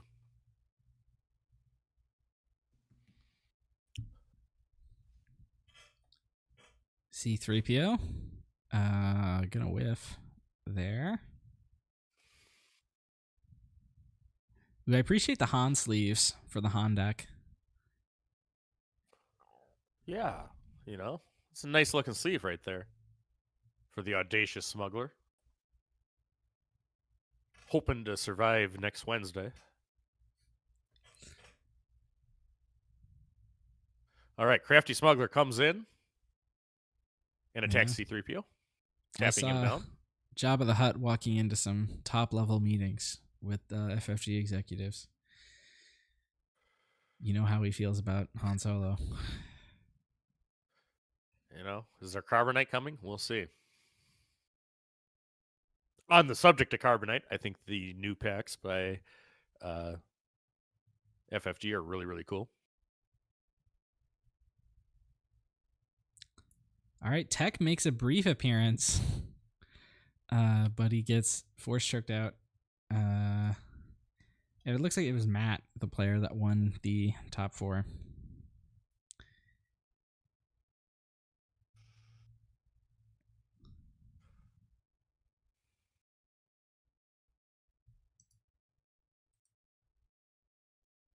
All right, so Han making his resource decision. Shout out to Curtis. Han Yellow is a rough deck to pilot on the best of days. And he's been at it for quite a while at this event. I will say the last sneak time attack a Boba unit. the last time we had a top 4 looking like this, it was the Portland Planetary Qualifier in January. And it was a Han Yellow and 3 Jangos in the top 4, and the Han Yellow took it all the way.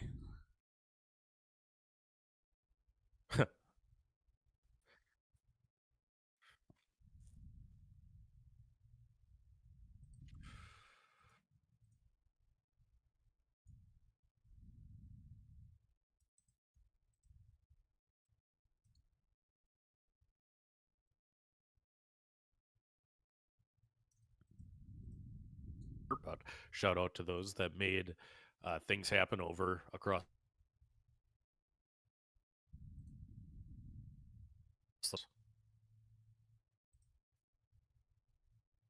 Oh, I think you're dropping out. Difficult resource decision.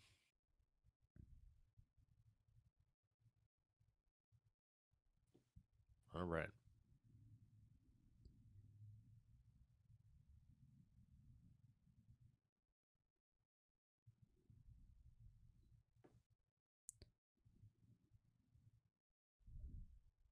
Kira attacks for 3 to base. That leaves her vulnerable to that Boba.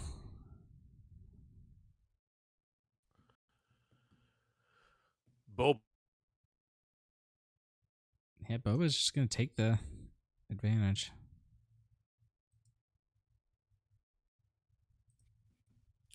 What will Han Solo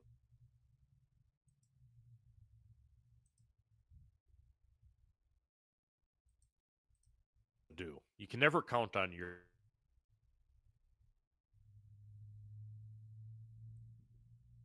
Yeah, Libby, you keep dropping out. info. So Jango potentially has multiple taps. All right, there's one tap.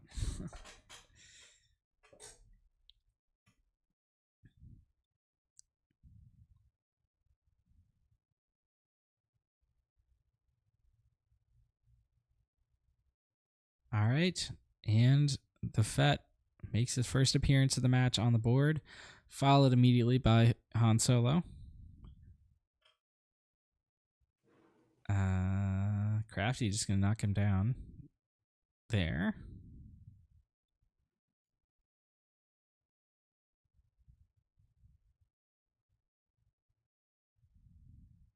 Yeah, and Curtis gets initiative.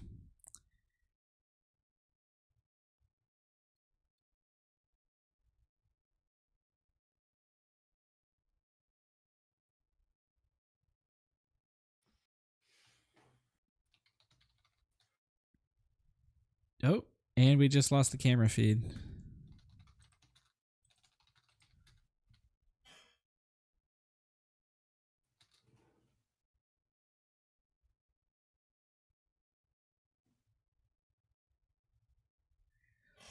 We've got people on the ground that are going to take a look at it. Shout out to Hunter and Jordan for lending us their equipment and being on site to take care of issues.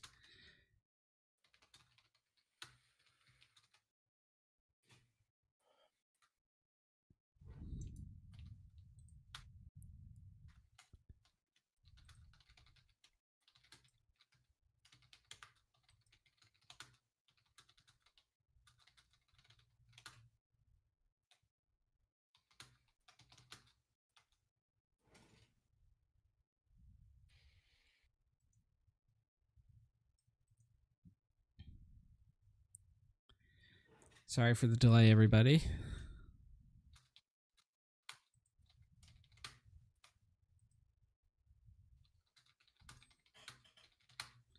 All right, looks like the internet went down there. So they're fixing it. And I think after game 1, we're actually going to move this over to the C-Raptor stream either way.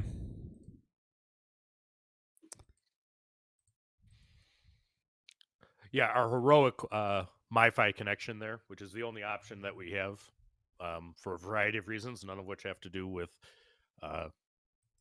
anything other than the venue and their price gouging. But we've been struggling against connectivity about 10% what we like, throughout. So we know that we'd like perfect cameras too.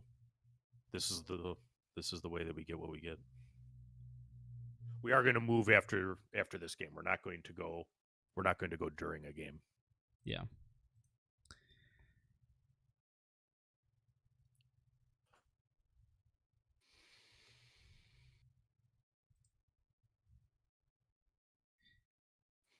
Man, everyone in chat's eager to move to the C-Raptor stream. Are we that bad?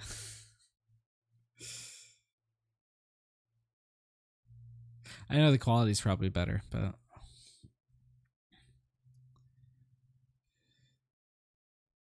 well, it is what it is. Right now the internet connection that's feeding ours is off, so that, Yeah. I want to move too. And that's exactly what we're going to do. So, but we're not going to interrupt during a game. I mean, Yeah. the first thing is the players. So, yeah. I mean, they're in the middle of a game. between game 1 and 2, we're going to move, but you never move players at a CCG during a game.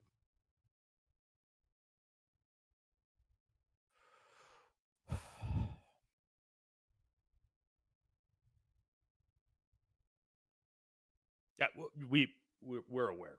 I mean, I think the Wi-Fi connection that Wes had, has significantly better connection than what we have, and that's just what it is. It might be that there's more, but the other thing that was happening yesterday, since we're waiting for the camera to come back, is the Wi-Fi connection would overheat if it was plugged in during the matches, and that's what actually was causing all the issues in like rounds 2 and 3, yesterday. So as soon as the internet connectivity comes, it's going to happen. But these venues apparently charge obscene prices for the hardbound internet to people trying to run events. So it's not something that could be in the budget to actually give us all good connections. All right, and we've got the stream back. I need to...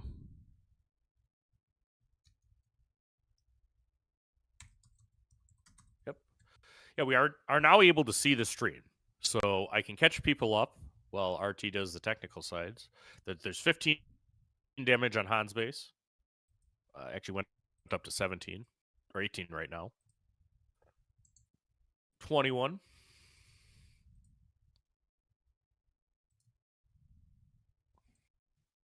All right, I think we're back. Yeah, we're back. Catch us up.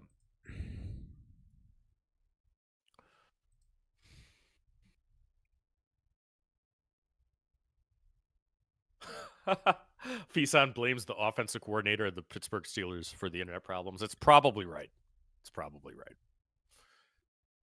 We see that DJ went off because I can see that one of Daniel's resources is in Curtis's row. Both leaders are dead.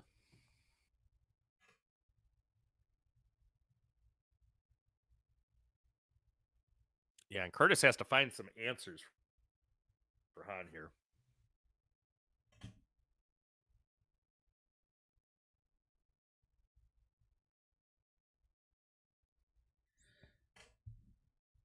All right, apparently it was the router this time. So it's Murphy's Law. Anything that can go wrong will. Yeah. All right, Curtis is just going to start attacking here. You know what would go hard into this board state? Snoke. And did Curtis just scoop? I think Curtis just scooped. Looking at that damage, though, so game 1 goes to... Game 1 goes to Daniel piloting Jango. All right, and I think they're going to switch over to the other stream, so that's going to be it for us for the day. It's been a pleasure casting with you, Loopy, and everyone go if you're on the late night stream. If you're on the late night stream, it'll continue being broadcast on late night. If you're on TTI, then go to either late night or C Raptor stream, where the rest of this top 4 and the finals will be broadcast.